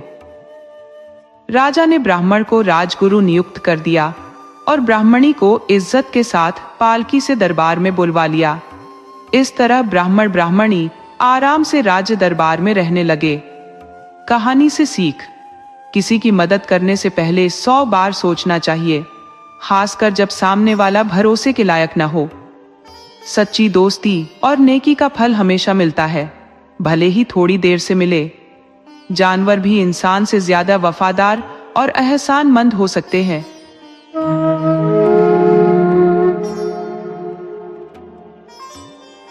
नमस्कार, आज मैं आपके लिए एक बहुत ही शिक्षाप्रद कहानी लेकर आई हूं, जिसमें धन का अहंकार, एक संत का श्राप और एक वफादार लड़की की भक्ति का अद्भुत संगम देखने को मिलेगा। यह कहानी हमें सिखाती है कि सच्चा धन चरित्र होता है, सोना चांदी नहीं, और भगवान की कृपा कब किस रूप में मिल जाए कोई नहीं जानता। तो आइए कहानी शुरू करते हैं। सदियों पहले की बात है। एक बड़ा नगर था, रत्नागढ़, जहां पर हरिकिशन नाम के एक धनी सेठ रहा करते थे। सेठ की अपने नगर में बड़ी दुकान थी। वो किराने के सामान के थोक व्यापारी थे। सेठ के साथ उनकी पत्नी और एक बेटा रहा करता था। दूसरे नगर चंद्रपुर में भी उनका बड़ा कारोबार था। उस कारोबार को सेठ के वफादार मुनीम हजारी देखा करते थे। तो हरिकिशन रत्नागढ़ में 2-4 नौकरों के साथ खुद ही कारोबार देखते थे। सेठ अमीर भले ही थे, मगर बहुत साधारण तरीके से रहा करते थे। घर का काम उनकी पत्नी खुद संभालती थी, उन्हें किसी नौकरानी की जरूरत नहीं थी। सेठ का बेटा रवि माँ के साथ ही रहा करता था तथा नगर के पास एक गुरुकुल में शिक्षा ग्रहण करता था। गुरुकुल से सेठ का घर नजदीक में था, तो वह अपने घर से रोज शिक्षा के लिए चला जाता था। उधर सेठानी ने बरसों पहले एक मन्नत मांगी थी, नगर से दूर जंगल के पास के एक देवी के मंदिर में, कि पुत्र प्राप्ति पर देवी के मंदिर में चादर चढ़ाऊंगी। देवी की कृपा से सेठानी को पुत्र हो गया था, लेकिन सेठ के आजकल करते करते बरसों गुजर गए थे। बेटा 10 साल का हो गया था, तब सेठानी को अपने अधिकार का प्रयोग करना पड़ा। वो नाराज होकर खाना पानी बंद कर दी और सेठ को सुना दिया कि जब तक देवी के मंदिर में चादर नहीं चढ़ाई जाती, घर में चूल्हा नहीं जलेगा। सेठ को पत्नी के आगे उसी वक्त झुकना पड़ा और तुरंत पत्नी को साथ लेकर माता के मंदिर के लिए निकल गए। माता का मंदिर निर्जन स्थान पर था। वहां सिर्फ पूर्णिमा को मेला लगता था। उसके अलावा महीने भर उधर शायद ही कोई चढ़ावा चढ़ाने जाता था। यह अलग बात थी कि वहां हर वक्त एक पुजारी रहा करता था। तो सेठ सेठानी ने जाकर मंदिर में चादर चढ़ा दी और वापस लौटने लगे। तभी एक 7-8 साल की बच्ची सेठानी से कुछ खाने को मांगने लगी। उस लड़की को पूर्णिमा के मेले में उसकी मौसी छोड़ गई थी। उस लड़की की अपनी मां नहीं थी, तो उसके पिता ने लड़की की मौसी से ब्याह कर लिया था। मौसी ही सौतेली मां बन गई थी। 5 साल में ही उसके 5 बच्चे हो गए थे, तो यह लड़की उसकी आंख में खटकने लगी थी। तो पूर्णिमा के दिन फुसलाकर मिठाई खिलाने के बहाने मेले में ले आई और छोड़कर भाग गई। मेला खत्म होने पर वह अपने आप को अकेली पाकर रोने लगी। पुजारी ने उसे मंदिर पर रख लिया, लेकिन मंदिर पर भोजन की समस्या थी। मंदिर एक नगर की एक संस्था का था, तो जो भी चढ़ावा चढ़ता संस्था वाले लेकर चले आते। पुजारी पगार पर रहते थे, मंदिर पर कोई भोजन नहीं बनाता था। पुजारी एक वक्त ही भोजन पाते थे। सुबह के वक्त उनके खुद के घर से भोजन लेकर उनका एक बेटा जाता था। पुजारी एक वक्त ही अपने भोजन में से उस लड़की को खिला रहे थे, तो वह एक वक्त भूखी रह जाती थी। वह मंदिर के पास बैठी थी। सेठानी को देखी तो उनसे भोजन मांगने लगी। सेठानी ने प्रसाद चढ़ाया था, तो उसे खाने को दे दिया और पुजारी से पूछा कि पुजारी जी, यह आपकी बेटी है? तब पुजारी बोला कि नहीं, ये मेरी बेटी नहीं है, इसे किसी ने अपना बोझ समझकर मेले में छोड़ दिया था। आप कृपा कर इसे साथ ले जाओ तो अच्छा रहेगा। आप लोग बड़े हो, आपके घर में बच्ची रह जाएगी, आप इसे नौकरानी बनाकर भी घर में शरण दे सकते हो। सेठानी ने सेठ की तरफ देखा तो सेठ ने हामी भर दी कि इसे साथ ले चलो, घर में तुम्हारी हाथ बटा दिया करेगी। सेठानी उसे अपने साथ लेती आई। सेठानी के घर में कोई बड़ा काम तो था नहीं, उसको लेकर 4 आदमियों का भोजन बनाना था और खाना खिलाना था। घर की सुबह सफाई और बर्तन साफ कर देना था। वो लड़की खेल खेल में सारा काम कर दे रही थी। वो बहुत ही शांत स्वभाव की थी। उसने सेठानी को बताया कि उसका नाम मोटोरी है, तो सेठानी बोली कि नहीं, यह नाम अब मर चुका है, अब तेरा नाम लक्ष्मी है। तुम एक बहुत भली लड़की हो, इसलिए तुम पर यही नाम जंचता है। अब लक्ष्मी सेठ के घर में रहने लगी। उसे नहीं लग रहा था कि वह दूसरे के घर में नौकरानी है, वह सेठ के घर में एक बेटी की तरह रहने लगी थी। सेठ सेठानी उसे अब कोई काम भी नहीं बताते थे, वह खुद से ही सभी काम करती। समय गुजरा और वह अब 15 साल की हो चुकी थी। सेठानी को वह कोई काम छूने नहीं देती थी, तो सेठानी भी उसके लिए अच्छे कपड़े, रहने को अच्छा कमरा और खाना तो उसके लिए था ही कि जब चाहे जितनी बार चाहे खा सकती है, अपनी इच्छा के अनुसार भोजन बना सकती है। लक्ष्मी सेठ के घर को अपना घर समझ बैठी थी। उसके कुछ फैसले सेठ भी मान लेते थे। समय के साथ सेठ का बेटा रवि बड़ा हो चला था। उसकी उम्र देखते देखते 16 साल की हो चुकी थी। तो सेठानी ने सेठ को सुझाव दिया कि अब आप बेटे को भी कारोबार में लगाओ। आखिर अब यह छोटा बच्चा नहीं रहा, अब बड़ा हो चला है, इसे तो और कुछ करना नहीं, सेठ का बेटा है तो व्यापार ही करेगा। तो सेठ हरिकिशन ने पत्नी की बात मानकर उसे अपने साथ ही कारोबार में हाथ बटाने के लिए रखने लगा। अब सेठ का बेटा था तो कुछ व्यापार के गुण उसके खून में थे। जल्द ही रवि कारोबार में माहिर हो गया। वह बहुत मीठा बोलता था, उसकी बात करने का ढंग बहुत आकर्षक था। वह अपनी बात को बड़ी शालीनता से कहता तो ग्राहक रवि से काफी प्रभावित हो जाते थे और सामान उसी के यहाँ से खरीदते। उसकी दुकान में ज्यादातर थोक व्यापारी ही आते थे, तो खुदरा ग्राहक भी आते रहते थे और रवि के व्यवहार से कायल हो जाते थे। रवि बात का धनी जरूर था, लेकिन कंजूस के साथ साथ नास्तिक था। वह याचकों और साधुओं को देखकर चिढ़ जाता था। पूजा पाठ के नाम पर चंदा मांगने वाले उसे जरा भी नहीं सुहाते थे। चंदा मांगने वाले इतने ढीठ होते थे कि जबरदस्ती पैसा वसूल लेते थे। इस बात से रवि को काफी चिढ़ थी। रवि चंदा मांगने वालों को भला आदमी नहीं मानता था, और माने भी कैसे। चंदा मांगने वाले सभी के सभी नगर के छोड़ते हुए बदमाश होते थे। चंदा मांगना उसकी नजर में शांतिपूर्ण लूट का नया तरीका था, जो रात में नहीं दिन के वक्त खुल्लम खुल्ला लूट सकते थे। रवि का माथा इसलिए भी ठनका था कि उसने चंदे वालों को एक शाम पैसे के बंटवारे को लेकर मारपीट करते देख लिया था। पर दिन भर वसूले गए चंदे का बंटवारा कर रहे थे। जाहिर था कि वह किसी संस्था या पूजा पाठ वाले नहीं थे, वे सब के सब लुटेरे थे। तो रवि का विश्वास चंदा मांगने वालों से उठ गया था, तो वह साधु संतों को भी शंका की दृष्टि से देखने लगा था। जहां हरिकिशन किसी भी याचक, साधु संत, ब्राह्मण को अपनी दुकान से खाली हाथ नहीं लौटने देते थे, तो रवि के रहते कोई एक कौड़ी भी नहीं पा सकता था। वह झिड़की लगाकर भगाता, ब्राह्मणों को बहुत खरी खोटी सुनाता, तो याचकों को डंडे लेकर दौड़ा लेता। याचक भी दूर से देख लेते कि हरिकिशन दुकान में है या नहीं। अगर नहीं दिखते तो याचक दूर से ही लौट जाते।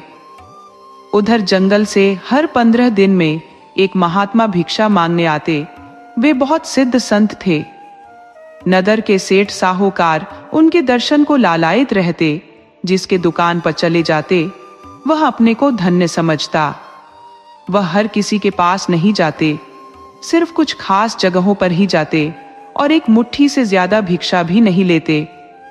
वह हरिकिशन की दुकान पर बरसों से आते थे तो हरिकिशन उनको साष्टांग दंडवत करता था और प्रेम से उन्हें एक मुट्ठी भिक्षा दे देता था। तो महात्मा भी एक बार उसकी दुकान पर जरूर आते। सेठ हरिकिशन ने बेटे से बताया भी था कि महात्माओं को कभी खाली हाथ मत जाने देना, महात्माओं में अपार शक्ति होती है, वह चाहे तो किसी की भी तकदीर बदल सकते हैं और नाराज हो जाए तो भयानक श्राप भी दे देते हैं। उन्हें एक मुट्ठी चावल दे देने से हमारा कुछ नहीं बिगड़ेगा, बल्कि उनके आशीर्वाद से हमारा गोदाम हमेशा भरा रहेगा। रवि पिता की बात तो उनके सामने मान लेता, लेकिन पिता के जाते ही वह अपनी मनमानी करता। हरिकिशन बेटे के दुकान संभाल लेने पर अब ज्यादातर बाहर के नगरों में ज्यादा ध्यान देते और महीने में 15 दिन तक चंद्रपुर में रहते। इधर रवि अब अपनी एक चित्र मनमानी करता। याचक और ब्राह्मण उसकी दुकान पर आते नहीं थे। हाँ, कुछ साधु संत जरूर रवि की दुकान पर आ जाते थे तो रवि साधुओं को काम करके खाने की नसीहत देता, उन्हें काम भी बताता कि मेरे गोदाम में काम कर दिया करो और बदले में मजदूरी ले जाओ।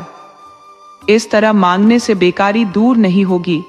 तुम भीख मांगोगे, तुम्हें देखकर तुम्हारे बच्चे भीख मांगेंगे तो यह परंपरा पीढ़ी दर पीढ़ी चलती जाएगी। जबकि तुम काम करोगे तो अपनी बेकारी दूर कर लोगे। तुम्हारे बच्चे भी अब भीख नहीं मानेंगे, वह मेहनती होंगे, कल को किसी के सामने हाथ नहीं पसारेंगे, परिश्रम कर पैसा कमाएंगे और इज्जत की खाएंगे। साधुओं को उसकी बात अच्छी नहीं लगती तो बिना कुछ लिए चले जाते और फिर कभी रवि की दुकान पर नहीं आते। जबकि जंगल वाले महात्मा हर 15 दिन पर जरूर रवि की दुकान पर आते तो अपनी आदत के अनुसार रवि महात्मा को बहुत खरी खोटी सुना देता। एक दिन तो महात्मा को साफ मना कर दिया कि आप मेरी दुकान पर मत आया करें, क्योंकि मैं आपको कुछ नहीं देने वाला। महात्मा बोले, बेटा, देना न देना यह तुम्हारा काम है और याचना करना हमारा काम। मैं कभी अपना स्वभाव नहीं छोड़ सकता। तुम अपना स्वभाव बदलो या न बदलो, ये तुम्हारा काम है। मैं तुम्हें कोई सलाह नहीं दे रहा कि अपना स्वभाव बदल ही लो। तुम्हें नहीं देना है तो तुम भी अपना स्वभाव मत बदलो। मुझे किसी से कोई नाराजगी नहीं होती। वो खाली हाथ दुकान से लौट जाते। वो पिछले 1 साल से रवि की दुकान पर आ जा रहे थे, मगर रवि नहीं बदलने वाला था। उसे महात्माओं से नफरत हो गई थी। वह स्वभाव का भी चिड़चिड़ा हो गया था। वह घर में भी कोई न कोई बहाना निकालकर नौकरानी लक्ष्मी को पीट देता था, लेकिन वह चुपचाप सह जाती थी, कभी सेठानी से शिकायत नहीं करती। वो धीरे धीरे समझने लगी थी कि मैं इस घर की बेटी नहीं, एक नौकरानी हूं। उसे अपने बचपन की सारी बातें याद थी।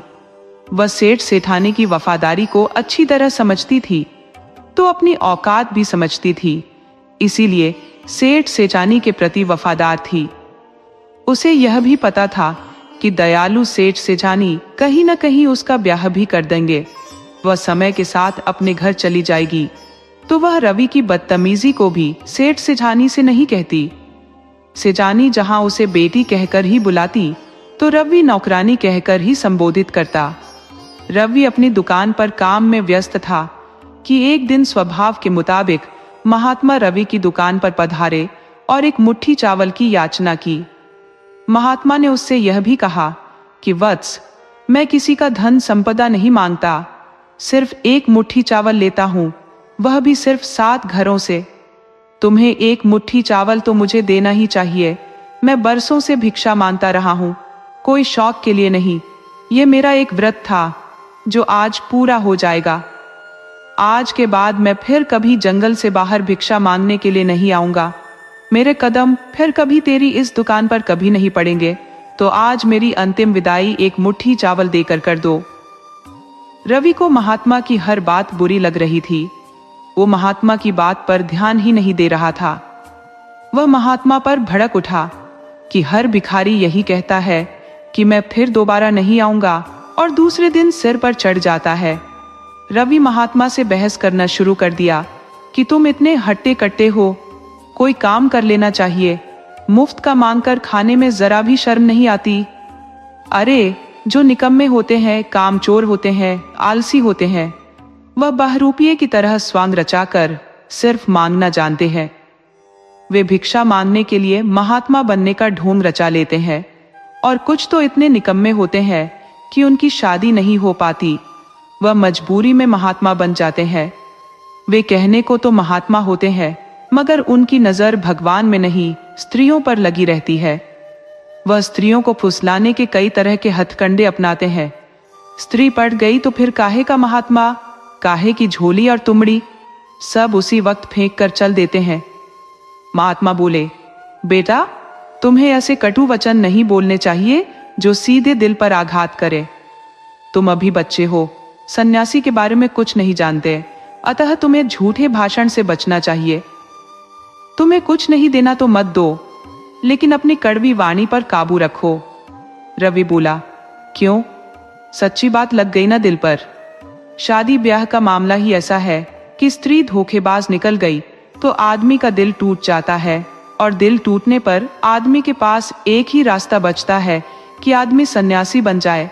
शायद आपके साथ यही हुआ है। अरे, आप तो अपनी भागी हुई पत्नी को भूल जाओ, अब आपकी उम्र भी हो चली है। महात्मा बोले, बेटा, अपनी अपनी भावना है, अपने अपने विचार हैं। जिसकी भावना जैसी रहती है, जिसका विचार जैसा रहता है, उसके साथ वैसा हो जाता है। कभी कभी ऐसा भी हो जाता है कि सामान्य तौर पर उसकी शादी होने से रही, खरीदने से भी उसे पत्नी नहीं मिलती। धन दौलत के घमंड में चूर रहने वाले कभी कभी कुंवारे ही रह जाते हैं। तुम्हारी भावना ऐसी रही तो शायद तुम्हारे साथ ऐसा ही हो जाए। रवि बोला कि तुम मुझे भय दिखा रहे हो, थोड़ी देर में कहोगे कि मैं श्राप दे रहा हूं। अरे, मैं तुम जैसे ढोंगी महात्माओं पर भरोसा ही नहीं करता। महात्माओं के बारे में मैं जानता हूं कि महात्मा कैसे होते हैं। अरे, महात्मा वो होते हैं जो अपनी भूख प्यास पर विजय पाकर हमेशा तपस्या में लीन रहते हैं। तुम्हारी तरह ढोंग नहीं रचाते। तुम बेवजह मेरी दुकानदारी खराब कर रहे हो, यहां से जाओ, तुम्हें यहां से कुछ नहीं मिलेगा, तुम यहां से जाओ। महात्मा बेकार की बात में उलझना नहीं चाहते थे तो बोले, बेटा, तुम्हारी जैसी भावना, भगवान उसी तरह का फल तुम्हें प्रदान करे, भगवान तेरा भला करे। इतना कहने के बाद महात्मा वहां से चले गए तो रवि ने राहत की सांस ली कि भला होगा कि यह ससुरा भिखमंगा दोबारा से यहाँ नहीं आएगा। लेना देना कुछ नहीं, बेकार का सिरदर्द दे जाते हैं। वह शाम में घर वापस आया तो उसके पिता चंद्रपुर से वापस आ गए थे। पिता ने बताया कि चंदनपुर के सेठ मुझसे मिले थे। उनकी एक खूबसूरत बेटी है, उनके पास धन दौलत भी बहुत है। उन्हें एक लड़का चाहिए था तो मैंने तेरा नाम सुझा दिया। वह परसों रोज तुम्हें देखने आ रहे हैं। अगर सब कुछ ठीक रहा तो 15 दिन में ही ब्याह हो जाएगा। हम सब व्यापारी हैं, हम लोगों के पास वक्त नहीं होता। हम वक्त के हर पल की कीमत को समझते हैं, इसलिए वक्त जाया नहीं करेंगे। पिता की बात सुनकर रवि के मन में रसगुल्ले फूटने लगे।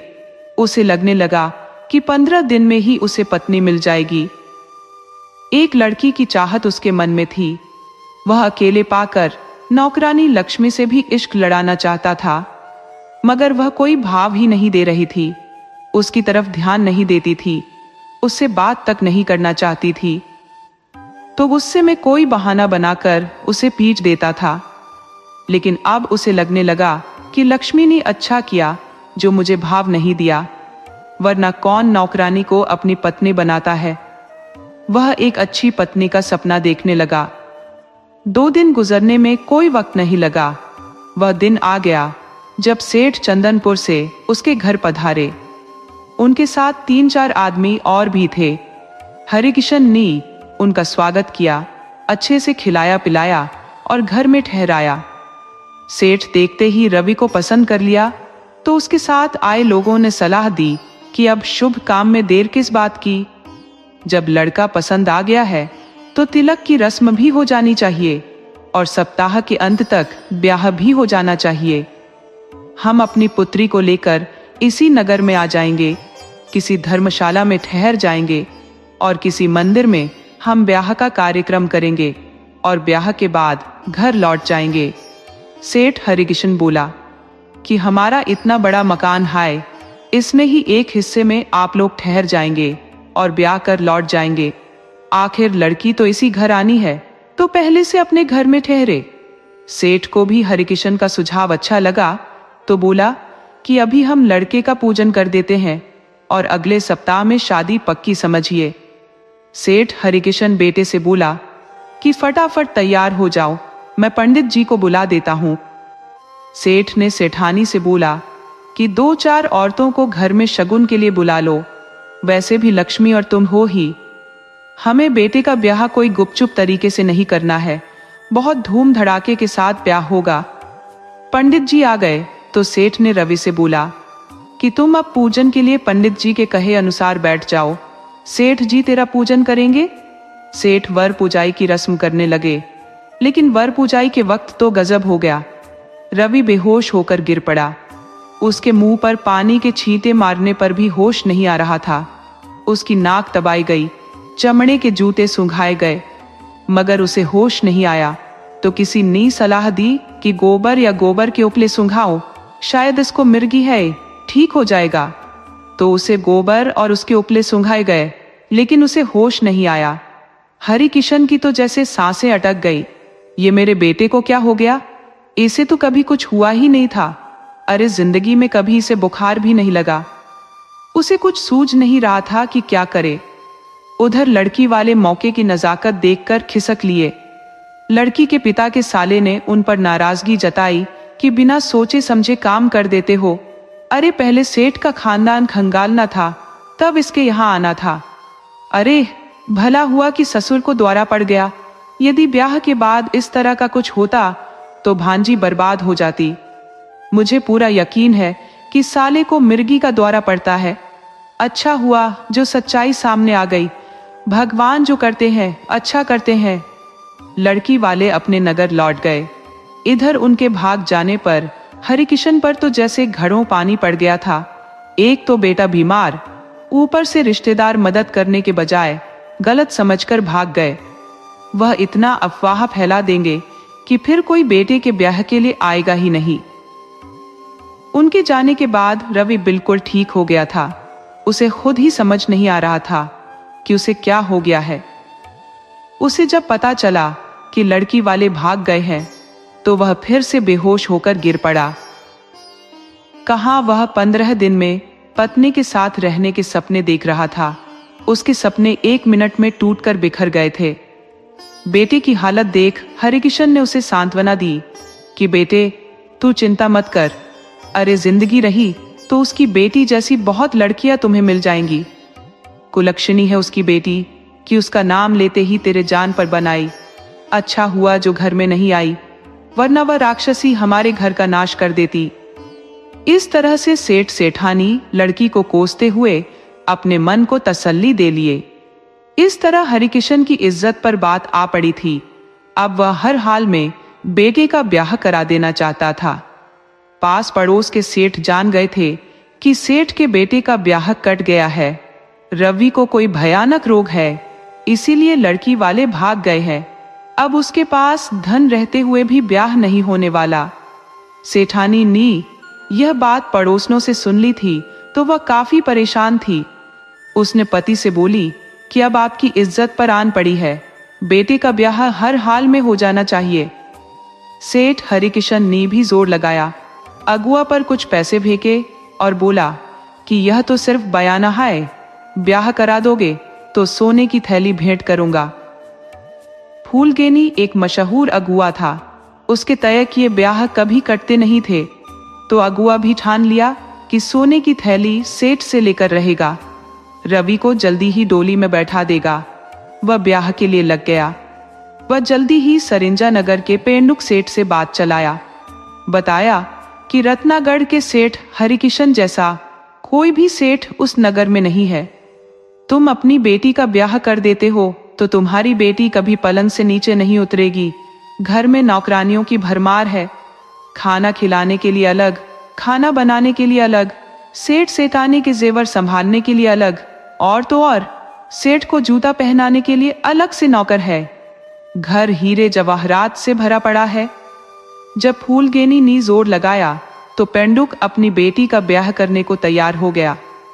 यह अलग बात थी कि उसकी बेटी सचमुच पेंडुक जैसी थी। पेंडुक फूलगेनी के साथ हरिकिशन के पास आने को तैयार हो गया। वह अपने एक दो आदमियों के साथ हरिकिशन के पास आ गया। वह भी हाथ आए सुंदर मौके को जाने नहीं देना चाहता था। सभी हरिकिशन के पास आ गए। हरिकिशन बेटे के ब्याह के लिए फटाफट तैयार हो गया। तो फूलगेनी बोला कि अभी हम वर की पुजाई कर दे रहे हैं, बाद में हम दोनों मिल बैठकर किसी अच्छे पंडित से ब्याह का शुभ मुहूर्त दिखवा लेंगे। उसके बाद 3-4 दिन में ही शादी हो जाएगी। क्या है कि पेंडुक सेठ बड़े व्यस्त आदमी है, उनके पास हवा छोड़ने का वक्त नहीं है। किसी तरह समय निकाल कर आए हैं। आप खान पान और सेवा सत्कार की बात छोड़िए, इनको कोई मिठाई यहाँ नहीं खानी है। ये खुद बड़े मिठाई की दुकान वाले हैं। इनका पेट मिठाई की सुगंध से हमेशा भरा रहता है। आप वर पुजाई की रस्म पूरी कीजिए। लेकिन वर पुजाई की रस्म के वक्त फिर से रवि को भयानक दौरा पड़ गया। वो बेहोश होकर लुढ़क गया। फिर से उसे जूते और गोबर सूंघाने पड़े, फिर भी ठीक नहीं हुआ। सेठ सेठानी हैरान परेशान हो गए। उन्हें समझ नहीं आ रहा था कि क्या करें। उधर पेंडुक सेठ बहुत लड़ाकू आदमी था। जब देख लिया कि सेठ हरिकिशन के बेटे को दौरा पड़ता है, शायद मिर्गी या फिर किसी और रोग का, तो वो पहले फूलगेनी पर भड़क उठा कि तुम एक नंबर के झूठे हो। कमीना देखा पर तुम सा नहीं देखा। जरा सा कमीशन कमाने के लिए मेरी बेटी की जिंदगी दांव पर लगा रहा था। वो इतने पर नहीं रुका, फूलगेनी पर हाथ लगा दिया, उसे बहुत मारा। फूलगेनी काफी पिट गया। जिंदगी में सैकड़ों कुंवारों को घोड़ी छड़वा दिया था। उसने बूढ़े को भी कमसिन पत्नी दिला दी थी, तो कहीं नौजवान का ब्याह बुढ़िया से करा दिया था। लेकिन उसके ऊपर कभी जूते नहीं पड़े थे, मगर एक मुश्त इतनी पिटाई हो गई थी कि सबकी कसर एक साथ निकल गई थी। पेंडुक सेठ यही नहीं रुका, वो हरिकिशन को भी पीटना चाहता था। लेकिन देखा कि वह बेटे को लेकर परेशान है, तो सिर्फ खरी खोटी ही सुनाई कि अरे, अपने रोगी बेटे का क्यों ब्याह करना चाहते हो? अरे, इसकी तो मौत कभी भी निश्चित है, तो फिर क्यों अपने मुर्दा बेटे का ब्याह करना चाहते हो? साले, तेरी भी खाल उतार लेता, लेकिन भगवान खुद तेरे बुरे कर्मों की सजा दे रहा है। तू अपने मुर्दा बेटे को संभाल, मैं चलता हूं। पेंडुक सेठ लौट गया तो फूलगेनी भी हरिकिशन पर काफी गुस्सा हुआ कि तेरे बेटे को ऐन वक्त पर ही दौरे पड़ने थे। 1 घंटा आगे या पीछे इसे मूर्छा नहीं आनी थी। फूलगेनी बोला कि तू अपना यह बयाना रख और अपने पिल्ले का इलाज करा।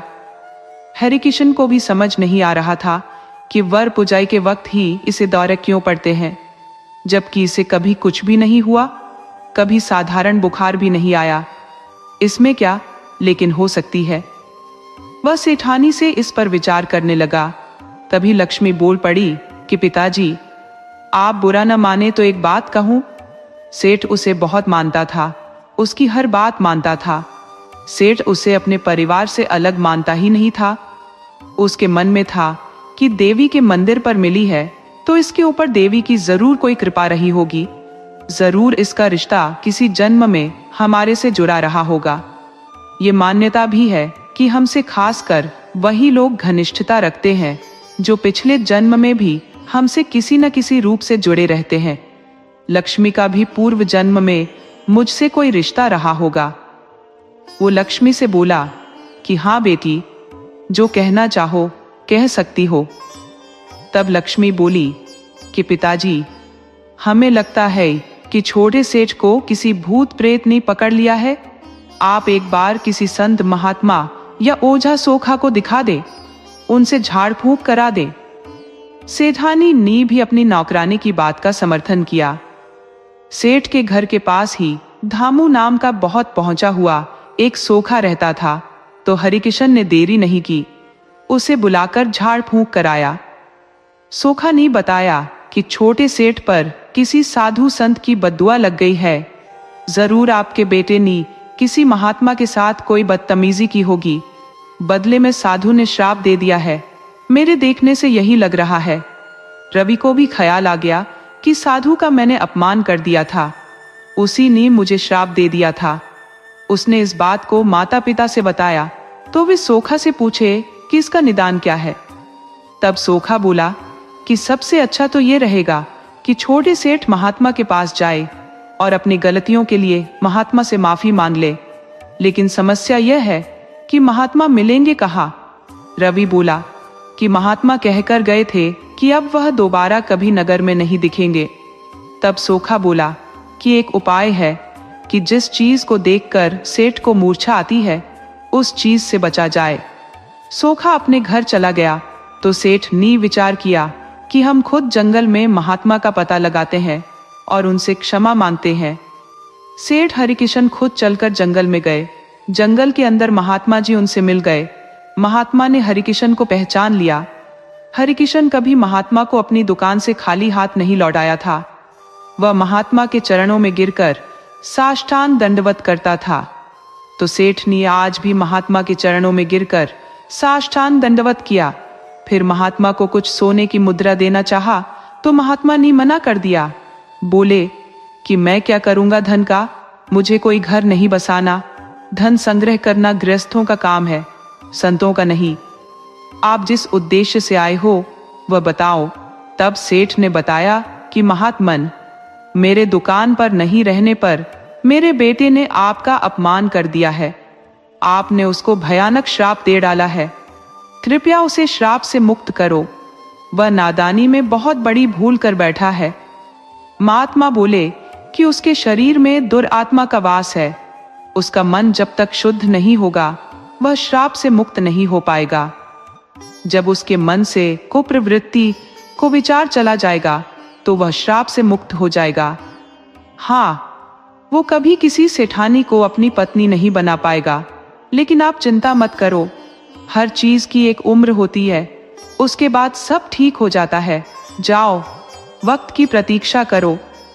सेठ घर आ गया और विचार किया कि बेटे को फिलहाल चंद्रपुर भेज देता हूं। वहां मेरे मित्र लखन रहते हैं, उनके पास रह लेगा या फिर वहां अपना कारोबार है, दुकान में भी रह लेगा, मुनीम के साथ भी रह लेगा। सेठ हरिकिशन ने बेटे को सलाह दी कि तुम चंद्रपुर चले जाओ, वहीं कुछ साल तक कारोबार संभालो, मैं यहां का देख लूंगा। पिता की बात मानकर रवि चंद्रपुर चला गया। वहीं पर कारोबार चलाने लगा। मगर उसके मन में ब्याह का भूत सवार हो गया था। 2 बार ब्याह होने से वंचित रह गया था तो उसके अंदर की वासना भड़क उठी थी। वो हर हाल में ब्याह कर लेना चाहता था। वो सोच लिया कि अब ब्याह करके ही दम लूंगा, क्योंकि नौजवान था, सेठ का बेटा था तो मालदार था, चेहरे से खूबसूरत और शरीर से हष्टपुष्ट था, तो उसकी तरफ स्त्रियों का आकर्षण स्वाभाविक था। सेठ ने रवि से कह भी दिया था कि तुम लखन सेठ के घर रह लेना, वो मेरे परम मित्र हैं। तो रवि लखन सेठ के घर गया तो लखन सेठ बहुत खुश हुआ। उसे रवि बहुत पसंद आया। हरिकिशन के बारे में वह पहले से जानता था, व्यापार के बारे में तो उसे पहले से जानकारी थी। उसने पत्नी से बोला कि भाग्यवान, ये लड़का हमारी बेटी फूला के लिए सबसे उत्तम रहेगा। फूला माता पिता की बात सुनकर बहुत खुश हुई। उसे तो पहले ही रवि पसंद आ गया था। सेठ सेठानी बेटी से बोले कि देखो, रवि का कारोबार बहुत बड़ा है, उसके पास क्या कुछ नहीं है, लेकिन हरिकिशन हमारा मित्र है ही। हम उससे तेरी ब्याह की बात चलाएंगे तो शायद इनकार कर जाए। उसे लगेगा कि हम उसे पूरा दहेज नहीं दे पाएंगे। उसकी बात भी सही है, हम उसको उतना पैसा नहीं दे पाएंगे, लेकिन तुम चाहो तो बिना एक पैसा दिए भी रवि से ब्याह कर सकती हो।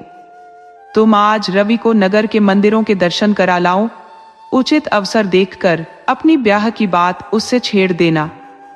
फूला उसे घुमाने मंदिर में ले गई तो रवि के पांव जमीन पर नहीं पड़ रहे थे।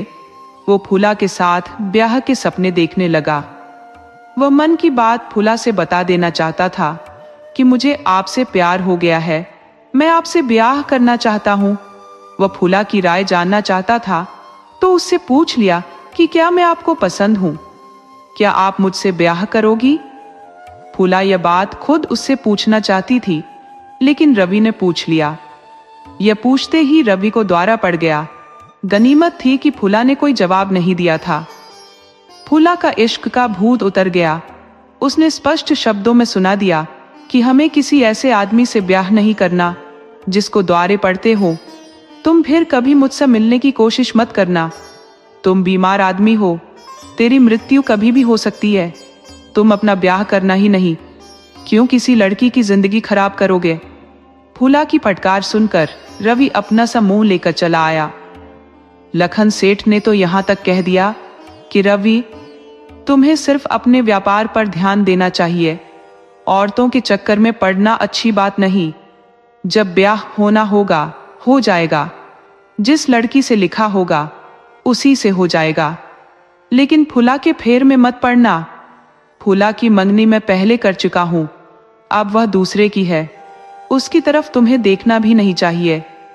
वैसे तुम्हें किसी के घर ठहरना भी नहीं चाहिए, क्योंकि तुम किसी भयानक रोग से ग्रसित हो। कहीं हमारे घर में मर गए तो मेरे लिए मुश्किल हो जाएगी। नगर में तुम्हारी खुद की दुकान है, वहीं रहो। रवि वहां से अपनी दुकान पर लौट आया, लेकिन उसके अंदर इश्क का भूत घुस गया था। उसे बेचैन किए हुए था, तो वह कहां मानने वाला था। उसे तो स्त्री का रोग लग गया था। उसने जब देख लिया कि सीधे तौर पर मेरा ब्याह नहीं होने वाला, तो पैसे देकर स्त्री खरीद लेने पर विचार करने लगा। पुराने समय में राजा महाराजाओं का राज्य था। उस समय दास दासिया और स्त्री पुरुष बिका करते थे। रवि ने पता लगाया कि चंद्रपुर नगर में एक बूढ़ी स्त्री नौजवान स्त्रियों को बेचा करती है। वह पैसे के हिसाब से स्त्री को बेचती है। काम चलाऊ स्त्री चाहिए तो कम कीमत में भी मिल जाती है। सुंदर स्त्री के लिए ज्यादा पैसे देने पड़ते हैं। मनपसंद स्त्री के लिए मुंह मांगी कीमत देनी पड़ती है।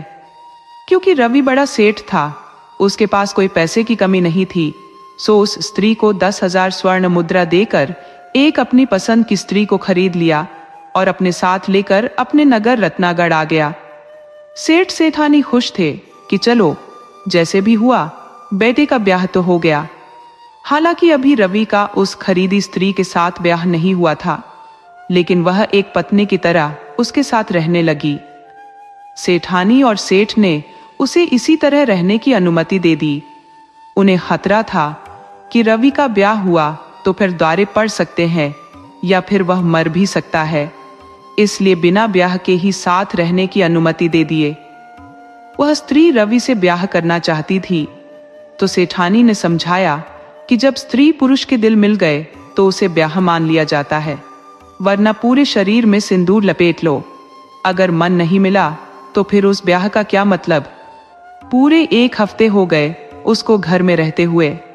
सेठानी ने तो अपने घर की तिजोरी की चाबियां भी उस स्त्री को अपनी बहू मानकर सौंप दी। स्त्री को तो इसी मौके की तलाश थी कि कब मौका पाए और सारी संपत्ति लेकर उड़ जाए। मगर उसके राह में लक्ष्मी नौकरानी बाधा थी। वह अपने कमरे में न सोकर मुख्य दरवाजे के पास ही सोती थी।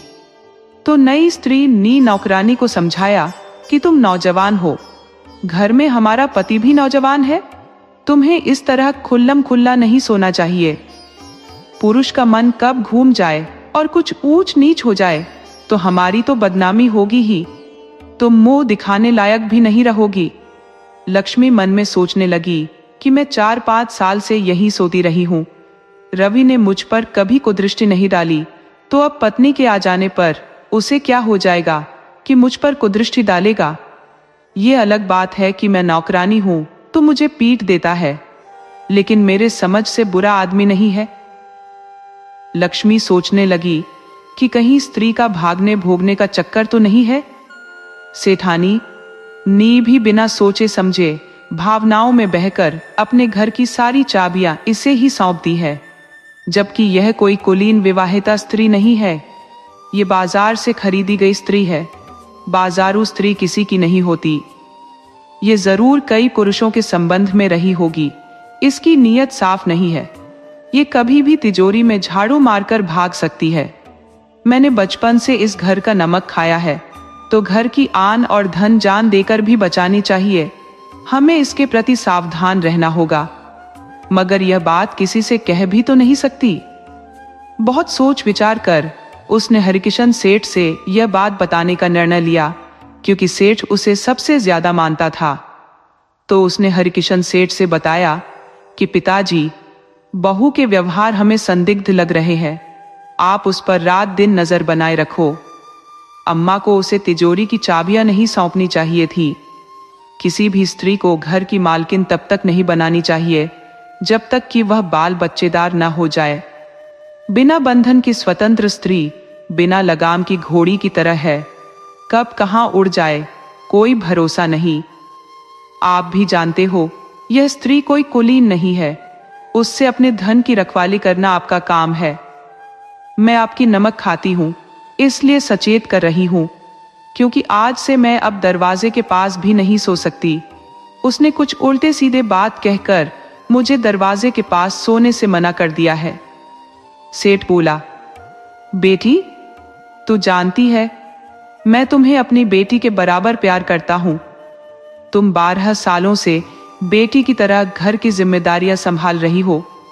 एक सुई भी हमारे घर से कहीं नहीं हिली। अब मेरे साथ तुम्हारी जिम्मेदारी बनती है कि उस पर नजर रखे, और जब उसकी हालत संदिग्ध दिखे तो हमें बताए, घर के सभी सदस्यों को बताए। उधर स्त्री निश्चिंत हो गई। उसका खतरा सिर्फ लक्ष्मी नौकरानी से था। सो अब वह अपने कमरे के अंदर सोने लगी है। उसे अब कोई रोकने टोकने वाला नहीं है। उसने विचार कर लिया कि आज की रात भाग लेना चाहिए।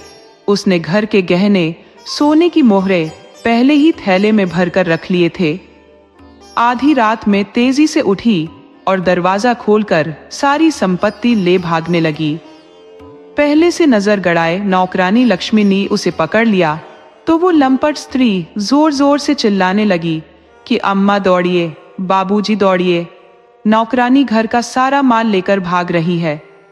रवि और सेठानी दौड़ कर आए और लक्ष्मी को पकड़कर पीटने लगे। तभी सेठ हरिकिशन भी वहां आ गए और उसने नौकरानी लक्ष्मी को पीटने से बचाया और बोला, अरे पागलों, तुम लोगों को जरा भी समझ नहीं? अरे, तुम्हें पता होना चाहिए कि तिजोरी की चाबियां किसके पास है। जिसके पास चाबियां है वही चोर है। लक्ष्मी के पास किस तिजोरी की चाबी है? तुम लोग खुद विचार करो कि लक्ष्मी 12 साल से घर में, हाय, मेरे सारे पैसे भी यही रखती है, कभी एक पैसा गड़बड़ नहीं की। ये हमारे घर की सदस्य है, ये किसके पास पैसा लेकर भागेगी? इसका कौन है हमारे सिवा? अभी सभी अपने में बात ही कर रहे थे कि वह स्त्री फिर से भागने का प्रयास की, परंतु लक्ष्मी पहले से सावधान थी। उस स्त्री को पकड़कर पीटने लगी। अब कौन चोर है, किसी से छिपा नहीं था। सेठ ने उस चोर स्त्री को कोतवाल के हवाले कर दिया। कोतवाल ने जब स्त्री से कड़ाई से पूछा तो उसने अपने सारे राज उगल दिए। उसका एक लंबा गिरोह था जिसमें 30 स्त्रियां काम करती थी। वह हर महीने किसी न किसी को शिकार बना लेती थी। वह ब्याह के बहाने लुटती थी। ब्याह के इच्छुक लोगों से ब्याह कर उनके साथ पत्नी की तरह रह जाती थी। किसी किसी के घर तो 1 साल तक रह जाती थी। उस आदमी को भरोसा हो जाता था, तब उसे लूटकर भागती थी। कोतवाल ने अभियान चलाकर चोर स्त्रियों को पकड़ लिया। इधर सेठ ने विचार किया कि स्त्री तो स्त्री होती है, चाहे वह अमीर हो या गरीब हो। रवि के लिए लक्ष्मी से अच्छी पत्नी कोई दूसरी नहीं हो सकती। उसने लक्ष्मी से अपनी मन की बात रखी तो वह बेझिझक तैयार हो गई। बोली कि पिताजी, मैं तो इस घर से नहीं जाने का प्रण कर लिया था, लेकिन अपने मन की बात कहती किससे? सेठ ने अपने बेटे का ब्याह अपनी नौकरानी लक्ष्मी से ही कर दिया, जो पिछले 12 सालों से घर को बहुत अच्छी तरीके से संभाल रही थी। उसे न तो तिजोरी की चाबियों की जरूरत थी, न मनचाहे गहनों की, न वस्त्र की। सेठ सेठानी के जीवन में आनंद आ गया था, मगर नौकरानी लक्ष्मी यूं ही सेठानी नहीं बन गई थी। इसके पीछे भी उस याचक महात्मा का आशीर्वाद था। याचक महात्मा सिर्फ सेठ की दुकान पर ही याचना करने नहीं जाते थे, बल्कि सेठ के घर भी याचना करने आते थे। लक्ष्मी थी तो नौकरानी, परंतु सेठानी से पूछे बगैर भी महात्मा को भिक्षा दे देती थी। सेठानी धार्मिक थी तो नौकरानी पर नाराज नहीं होती थी, बल्कि खुश होती थी कि हमारी नौकरानी भी धार्मिक है। एक दिन वह महात्मा खुश हो नौकरानी को आशीर्वाद दे दिए थे कि तुम्हें तो इस घर की सेठानी बनना है, तेरी भाग्य प्रबल है, तो किसी भी परिस्थिति में इस घर की नौकरी मत छोड़ना, आगे सब हरी इच्छा। महात्मा का श्राप अन्य जगह ब्याह पर काम कर जाता था, मगर नौकरानी लक्ष्मी को तो उन्होंने आशीर्वाद दे रखा था। तो सेठ ने बेटे का ब्याह धूम धड़ाके के साथ किया, लेकिन रवि को कुछ नहीं हुआ। इस तरह सेठ सेठानी अपनी मनचाही बहू के साथ रहने लगे। कहानी से सीख: अहंकार और धन का घमंड इंसान को डुबो देता है, जबकि विनम्रता और सच्ची भक्ति उसे बचा लेती है। असली दौलत सोना चांदी नहीं, बल्कि नेक चरित्र और वफादारी होती है।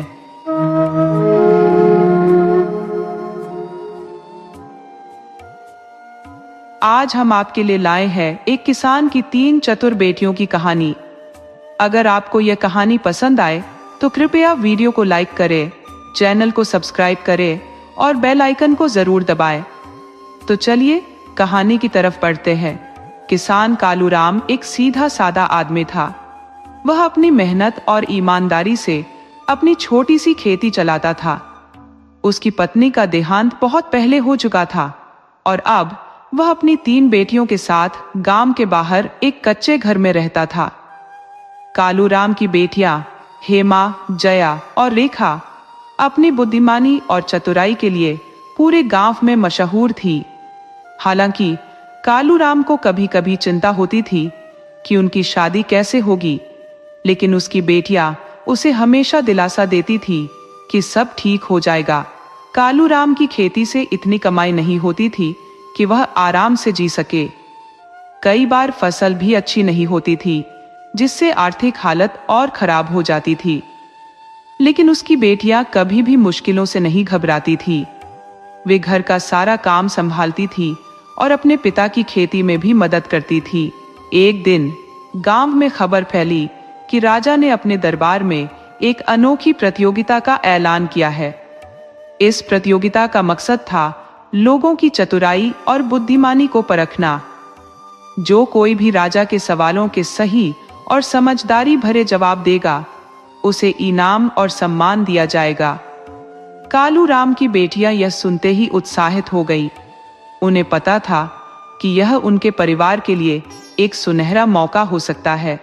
कालूराम को लगा कि यह सब बकवास है और कोई गरीब किसान इस प्रतियोगिता में क्या कर पाएगा। लेकिन उसकी बेटियों ने उसे समझाया कि अगर वे प्रतियोगिता में भाग ले और जीत जाएं, तो उनके परिवार की हालत सुधर सकती है। कालूराम ने काफी ना नुकुर करने के बाद आखिरकार हाँ कर दी। अगले दिन कालूराम की 3 बेटियां अच्छे कपड़े पहनकर राजा के दरबार की ओर चल पड़ी। रास्ते में लोग उन्हें देखकर हंसते और ताने मारते कि किसान की बेटियां भला राजा के सवालों का जवाब कैसे देंगी। लेकिन वे तीनों किसी की बातों पर ध्यान नहीं देती थी और सीधे राजा के महल में जा पहुंची। महल का दृश्य बहुत भव्य था। राजा अपने सिंहासन पर बैठा हुआ था और उसके चारों ओर मंत्रीगण खड़े थे। दरबार में बहुत सारे लोग मौजूद थे जो प्रतियोगिता में हिस्सा लेने आए थे। राजा ने अपनी बुलंद आवाज में ऐलान किया कि प्रतियोगिता शुरू हो रही है और सभी को उसकी बात ध्यान से सुननी होगी। कालूराम की 3 बेटियां एक कोने में खड़ी थी और ध्यान से राजा की बातें सुन रही थी। राजा ने पहला सवाल पूछा, अगर कोई मेरी पूरी प्रजा को एक ही दिन में खुश कर दे तो उसे इनाम दिया जाएगा, लेकिन यह असंभव है। क्या कोई बता सकता है कि यह कैसे किया जा सकता है?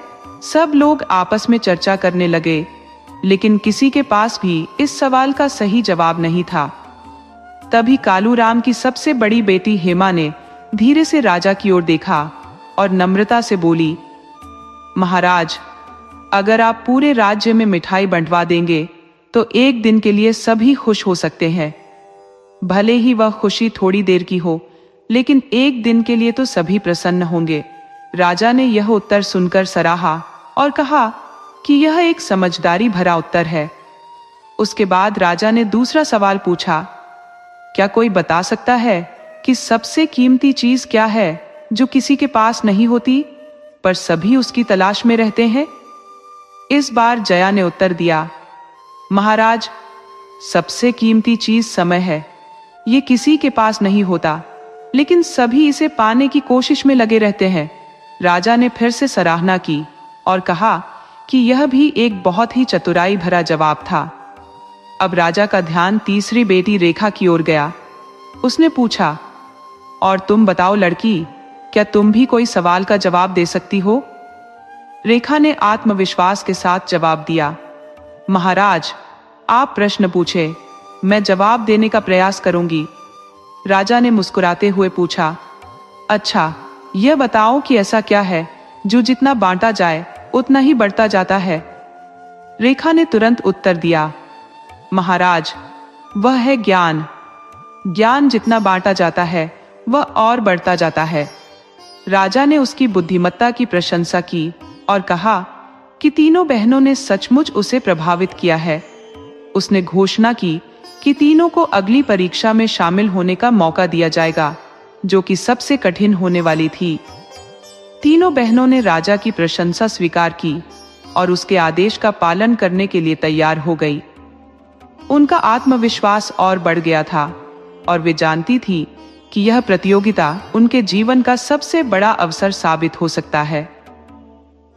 राजा की प्रतियोगिता का पहला चरण तो कालूराम की तीनों बेटियों ने बड़ी ही चतुराई से पार कर लिया था, लेकिन अब असली परीक्षा आने वाली थी। राजा ने ऐलान किया कि अगला चरण और भी कठिन होगा और इसमें हर किसी की समझदारी की असली परीक्षा होगी। राजा ने सभी प्रतिभागियों को महल के बड़े से आंगन में बुलाया। वहां बहुत सारे सैनिक और दरबार के मंत्रीगण मौजूद थे। राजा ने घोषणा की, अब मैं 3 ऐसी चुनौतियां दूंगा जिनका जवाब आसानी से नहीं मिल सकता। जो इन्हें हल कर सकेगा वही असली विजेता कहलाएगा। सभी प्रतियोगी डर और घबराहट के साथ एक दूसरे की ओर देखने लगे, लेकिन कालूराम की बेटियां पूरी आत्मविश्वास के साथ खड़ी थी। राजा ने पहली चुनौती सुनाई, अगर कोई मुझे ऐसा जानवर दिखाए जो दिन में चलता है और रात में रुक जाता है तो उसे इनाम मिलेगा।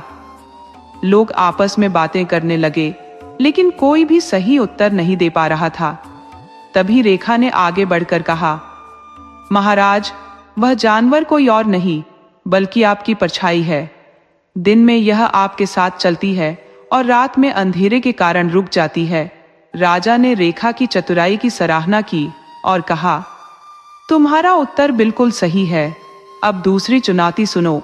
राजा ने अगला सवाल पूछा, ऐसी चीज बताओ जो बिना पैर के चलती है और बिना मुंह के बोलती है। यह सवाल सुनकर दरबार में सन्नाटा छा गया। सभी लोग सोच में पड़ गए, लेकिन जया ने तुरंत उत्तर दिया, महाराज, वह चीज है हवा। यह बिना पैर के चलती है और बिना मुंह के सीटी बजाती है। राजा ने मुस्कुराते हुए कहा, तुम्हारा उत्तर भी बिल्कुल सही है। अब अंतिम और सबसे कठिन चुनौती का सामना करो। राजा ने गंभीरता से कहा, अब तुम्हें यह साबित करना होगा कि तुम सिर्फ चतुर ही नहीं बल्कि न्यायप्रिय भी हो।